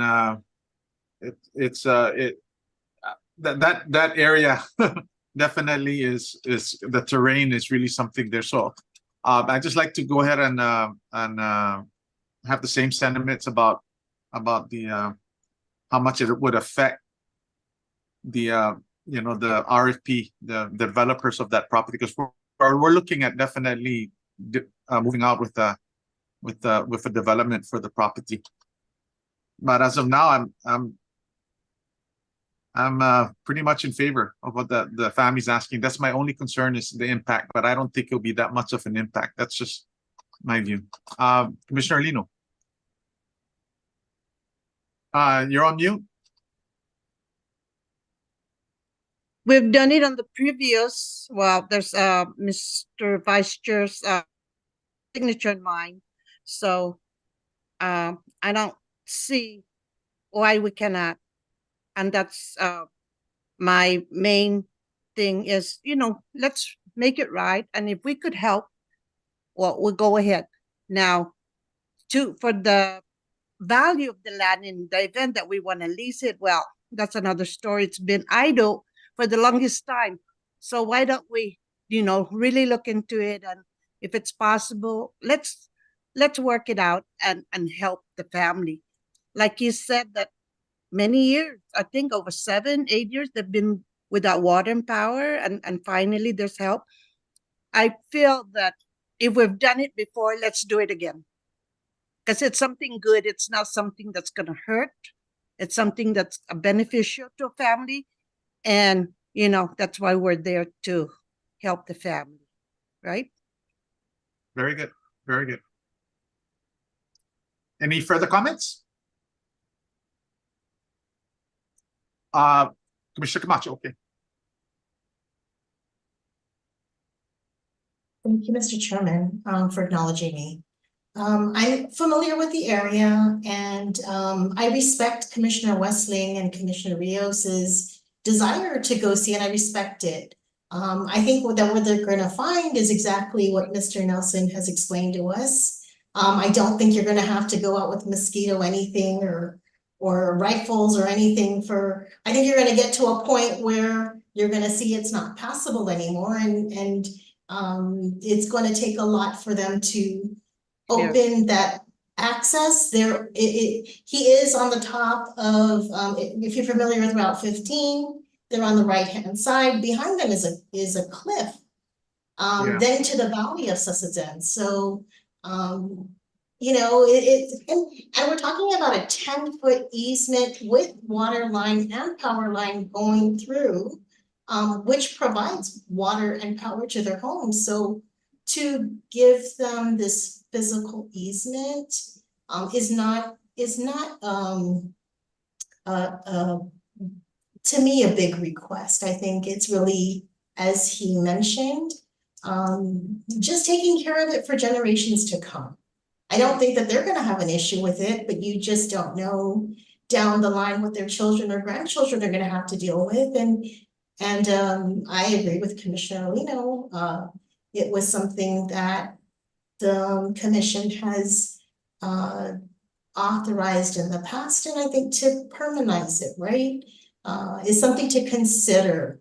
But let's allow the other commissioners who are interested in going to the area to do their findings, and we'll come back and discuss it as a group. And I think at that point we'll probably be able to make the right decision here. That's very good. Very good. Yeah, thank you for all your comments. So at least Commissioner Rios and I will be, fully informed ahead of time of our field trip. But I think we need to keep in mind, I don't know if easement, for lack of better words, the easement laws here, 10 feet wide easements, I think, are sufficient for utility easements, but the Nelsons are asking for right-of-way easement. So you could be looking at up to 50-foot wide, possibly, easement versus just 10 feet. That's my thoughts. I could be wrong on that, but I believe the Guam laws require that right-of-ways be at minimum. I believe. I think it's 30 feet. 30 feet, Joey? I thought it was 40.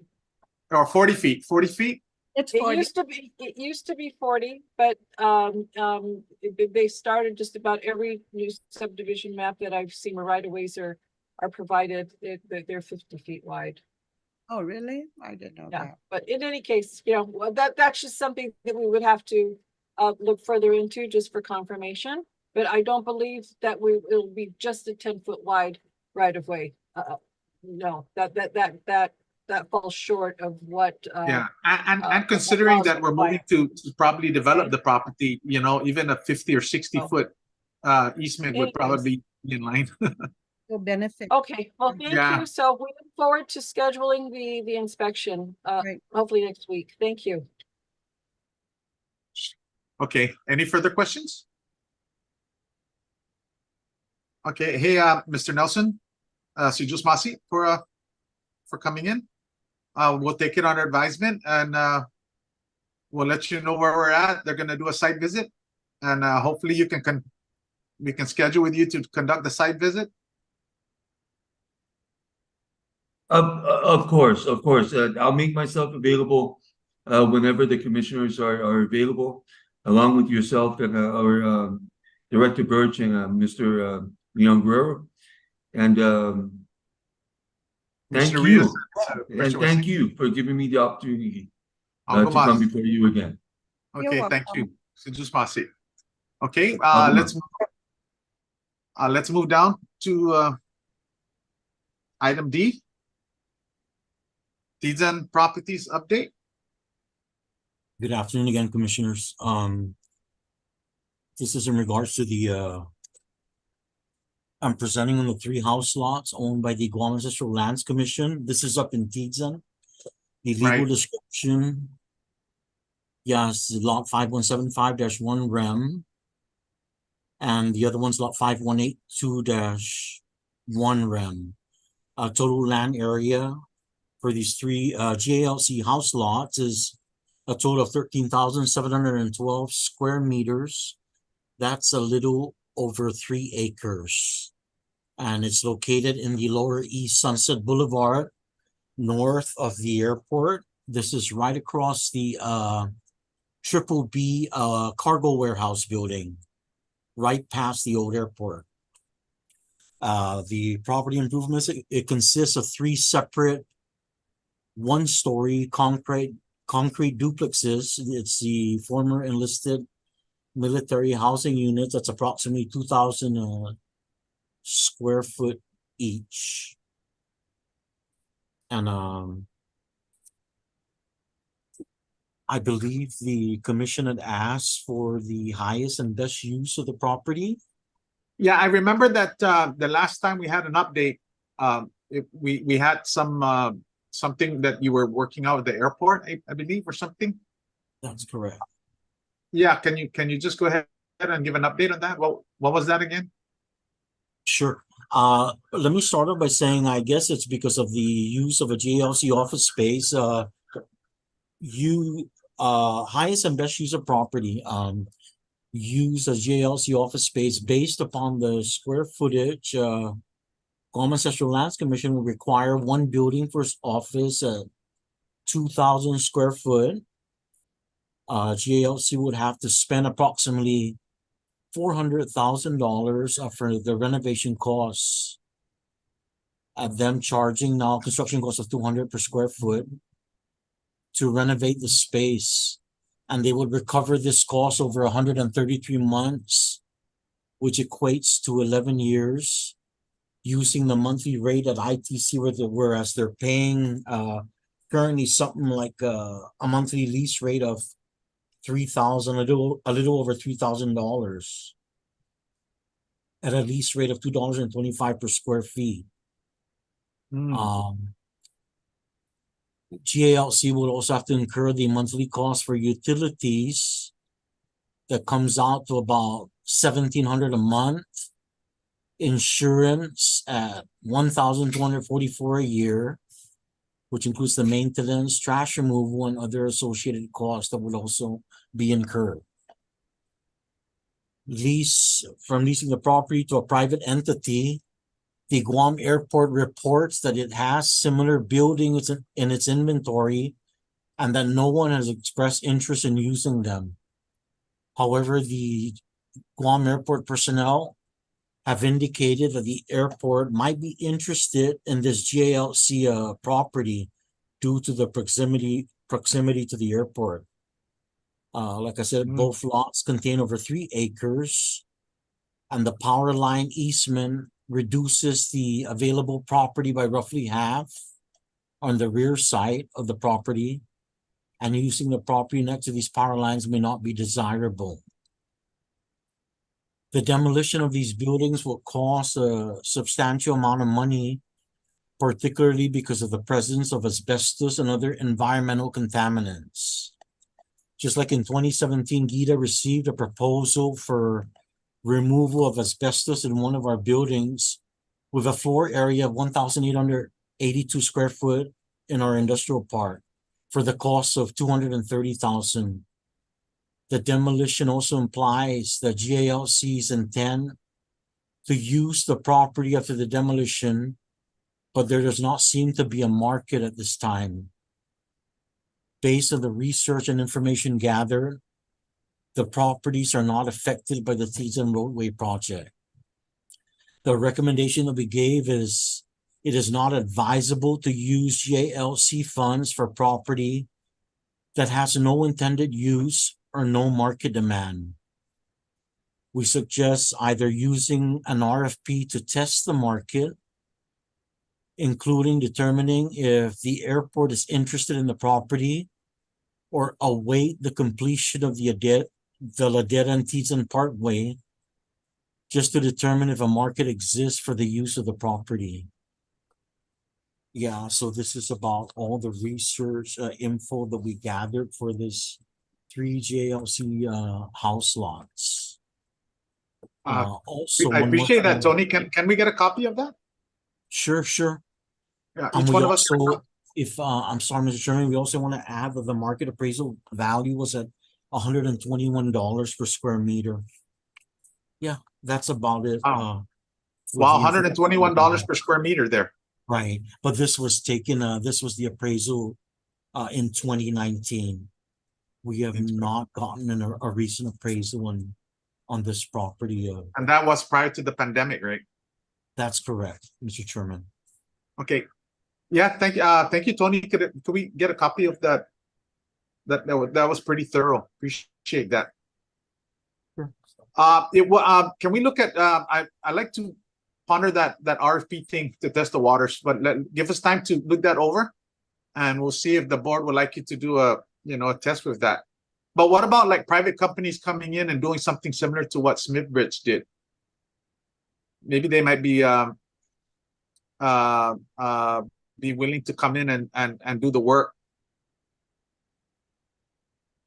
Sure. Yes, sir. In order to do that, they would, that would have to answer RP. Yes, sir. Yes, sir. If they were to lease it, and any like any tenant, any developer, would look for a favorable term, as in years wise, so that whatever investment they put into it, at least they could recoup their costs in some way. So, but Okay. yes, in order to get a private entity in there, would mean on a lease basis would be a RFP. So, if Tony will send the commission via the director, all the research that we've done on the property thus far, and if you so desire, of course, we can RFP it out, at least just to see what interest there are Yeah, that out sounds there. good. But let us look over the numbers and the what you guys presented. Yes, sir. And then the Yes, board sir, could of make a course. decision whether to move forward with that. Okay. Yeah. That's all Okay. I'm saying. Tony will Yeah, send no, me I that. appreciate that. Sejus Masi. May I Sejus also- Masi, that's great. I'm Tony? sorry, may I also add of the 5-year law, with these private investors coming in? It's and 5 how years, that- Yeah. And if I can recall, my memory serves me correctly, in August of 2022, when we did some research in this, I believe the GALC Commission had asked us to put a hold on RFPs. If any of the commission board members remember this, around August of 2022. Yes, but we're looking now at was- starting up the RFPs again. Yeah. We want to start it I up. guess back then when the commission had said that it was because of that 5-year law. So we just have to consider keeping that in mind. Yeah, and we could do resolutions. That's Sure. I mean, if it works for Matson, right? Mhm. Anyway, I appreciate that. Let's get anybody have any questions for Gina regarding this? Okay, Commissioner Rios? Well, go ahead. and Go ahead, Mr. I'm talkative today. Sorry. No, it's good. You know, I took a drive by there a couple of days ago, and it looked like someone was backed up into the garage, like maybe a homeless, maybe a car was Oh, there. really? I Wow. planned on going back there again to just check it out, and I don't Yeah. mind, you know, checking it out and go knock on the door, see if anybody's home. But you know, I don't mind doing that. I'm from the Ville. We had But some dumping problems too. yeah, but you know, just as a thought, you know, I know that because of the 5-year situation that we have with leases, I really think we should just clean it up. You know, we should pay whatever it costs to clean it and to get rid of the asbestos. It's gonna need to get done anyway. We keep putting it off, and we look like slumlords, man. That place is terrible. It looks terrible out there, and that's property that we own that we are not taking care of. I think that if it's cleaned up and all of the, you know, asbestos, whatever is done and out of there, and the building is painted and the windows and everything and doors are all functional, Yeah. we could get leases in there easily, even if it is for 5 years at a time. Someone would easily move in there. I think we just need to spend the money on it. I've been wanting to ask about putting that on the agenda for a while. I drive by there all the time, and I'm Oh, just like, good. whew, Good. it looks terrible. So yeah, we could do that. That'd be great. Yeah. You know, Gita, I appreciate your report. Tony, Diego, you guys always do an awesome job, you know, presenting. Yeah. Thank you very Appreciate much that. for that. But just It's outside of just the that box of that, let's just try and clean it up. I think get an Vice idea Chair. of that. I know it's going to Very be good. expensive. Very Yeah. good. It needs to be done. Very good. Thank you. Very good. That's it. Mr. Thanks. I have a Vice comment. Chair. Vice Chair. As a matter of fact, if you passed there recently, somebody is cleaning it up already. What? Yeah, just passed by. They were doing the grounds. I saw several workers doing there. They were all in vests and they were doing the grounds. They were cleaning it up. Hopefully it's the airport just Yeah, deciding trying to, themselves yeah, just go in there and be a good neighbor. yeah, that's what it is. But they Right. need permission from us. But you know, that's anything that's helping out to make it look decent. I think I they're hope- doing it just to make it look aesthetically good when you pass by there. Because like Commissioner Rios said the last time when we, yeah, I mean, there's anaconda in there, bro. My neighbors don't complain when I cut their grass. Yeah, even me, I do some of that too. Well, But hopefully yes, hopefully it's not the squatters cleaning it but up. yeah, but I'm in agreement with Commissioner Rios on that matter. We should, you know, Okay, let's take a look look over the into let's it. look over the documents, Gita, Get it done. together. It's pretty thorough. Let's look it up and then let's take it from there. Gita, thank you. You just Right on. Very good. Okay, if no further questions? No further questions for Gita? Okay. Let's move down to executive directors evaluation. E.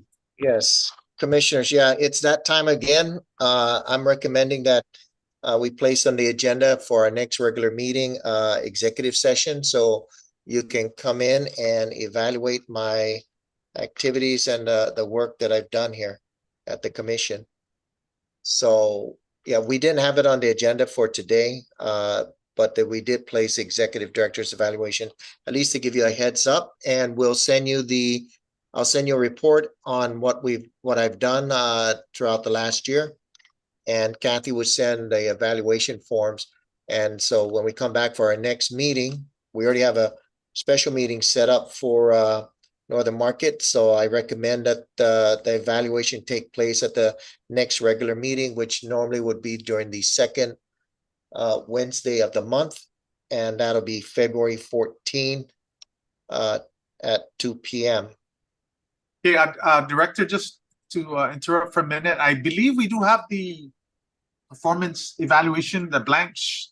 Is there anything particular you want to say about that? Did everybody receive that? The evaluation, it's a executive director's performance evaluation blank. Okay, so What I got. Kathy did send that out to you. Yes. Yeah, we all have. Yeah, I advise you to look at the different areas. I'll send you a report if you want, or else you could just individually through your memory remember what we have done throughout the past year. Yes. And rate me that way, but because it's personnel, as usual, what we've done in the past was go into executive session, but we don't have executive session listed in the agenda for today. Okay, let's schedule it for the next meeting, Director. And if Yeah, there's look through any- the categories and I promise Yeah. you will get, you know, a evaluation form from me, basically informing you of the activities that we've gone through here at the commission. Okay, very good, very good. I don't think you have any problems, Director. Okay, thank you. Okay, I don't think you have Appreciate your any confidence. problems. Okay, so unless anybody have any particular questions for the Director regarding that? No. Nope. Nothing at all. Okay, Director, put it on the agenda. Okay, thank you, commissioners. Thank you. Okay, so now we're supposed to go. Right now, the time is 4:35. Would you Yes. guys still like to go back to the work session information to touch on it real quick regarding Northern Market? Because I put that on that's old business. You guys want to run through it? I'm Briefly, okay or- waiting. I I'm have okay to waiting for a leave. special meet. Yeah, Yeah. I have to leave. Okay. Anybody Right. else? No. No time. Yeah, not enough. Right, Yeah. and we're already We scheduling can do this it. We can do it at the special special meeting, meeting. I think. Yeah, Yeah. I'm just bringing it up because we Okay. ended up moving on to Gita with Okay. AT&T resolution and Smith Bridge. So I just wanted to make sure I didn't just convene this meeting or end the meeting without that. Okay, everybody's good then? Yep.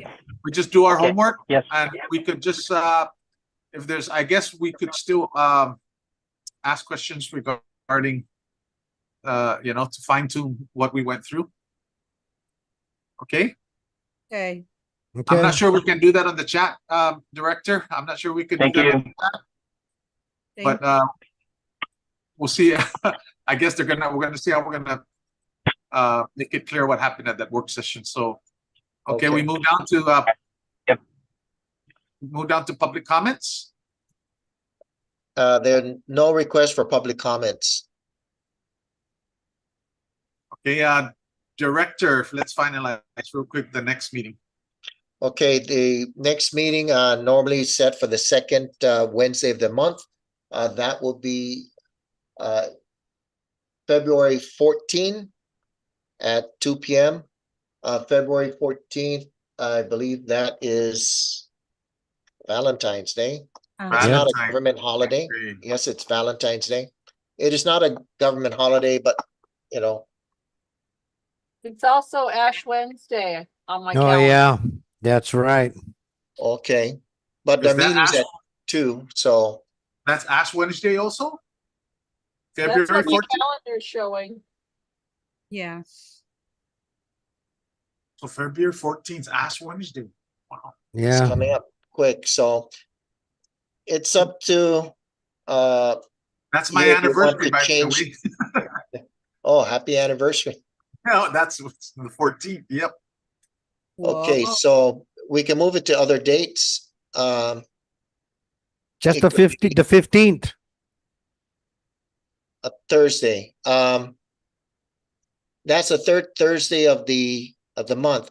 At the same time, I mean, I'm still have collateral duties from the governor at Chamorro Land Trust, and by law, their meetings at CLTC it's held every third. By law, it's actually required by law every third Thursday of the month at 1 Right. p.m. Very specific Oh, by law. okay. They Okay. can't change their meeting dates. Okay. Friday. We could do it Friday if you want. Friday. That's different from the special meeting, right? Yeah, it's our regular meeting Yeah. I have a 2 o'clock meeting that day. on Friday. Yeah. An important one. We could move it up ahead on the Yeah. 13th Yeah. of Let me February, see the 13th. Tuesday. Yeah, I'm good. I'm good on Tuesday. I'm good. Let's do it. Tuesday's good for me. Okay, Tuesday, Gita, everybody? Yeah. does okay. Gita have any problems of attending meetings on Tuesday? I don't anticipate any problems, sir. You know, it just there's a lot of moving parts around here. Okay, we so have- done deal. Yes. 13 is done. figure The 13 is good then. That means 13 is good day. Tuesday, the 13th. Okay. Okay. All right. Okay. So our next meeting will be on The 13th. Tuesday, February 13th at 2 p.m. Yes. Okay, we have it. Okay. Okay. Motion to adjourn. I move.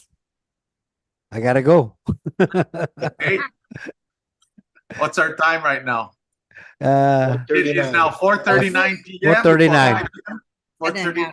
This meeting is adjourned. all right. Adios. Don't go yet. Adios. Don't go yet. Don't go Thank yet. you, everyone. Don't Thank go you. yet. Thank you. Don't Wait, go wait, wait. yet. Don't Wait, go what? yet. Oh, there's Hang on.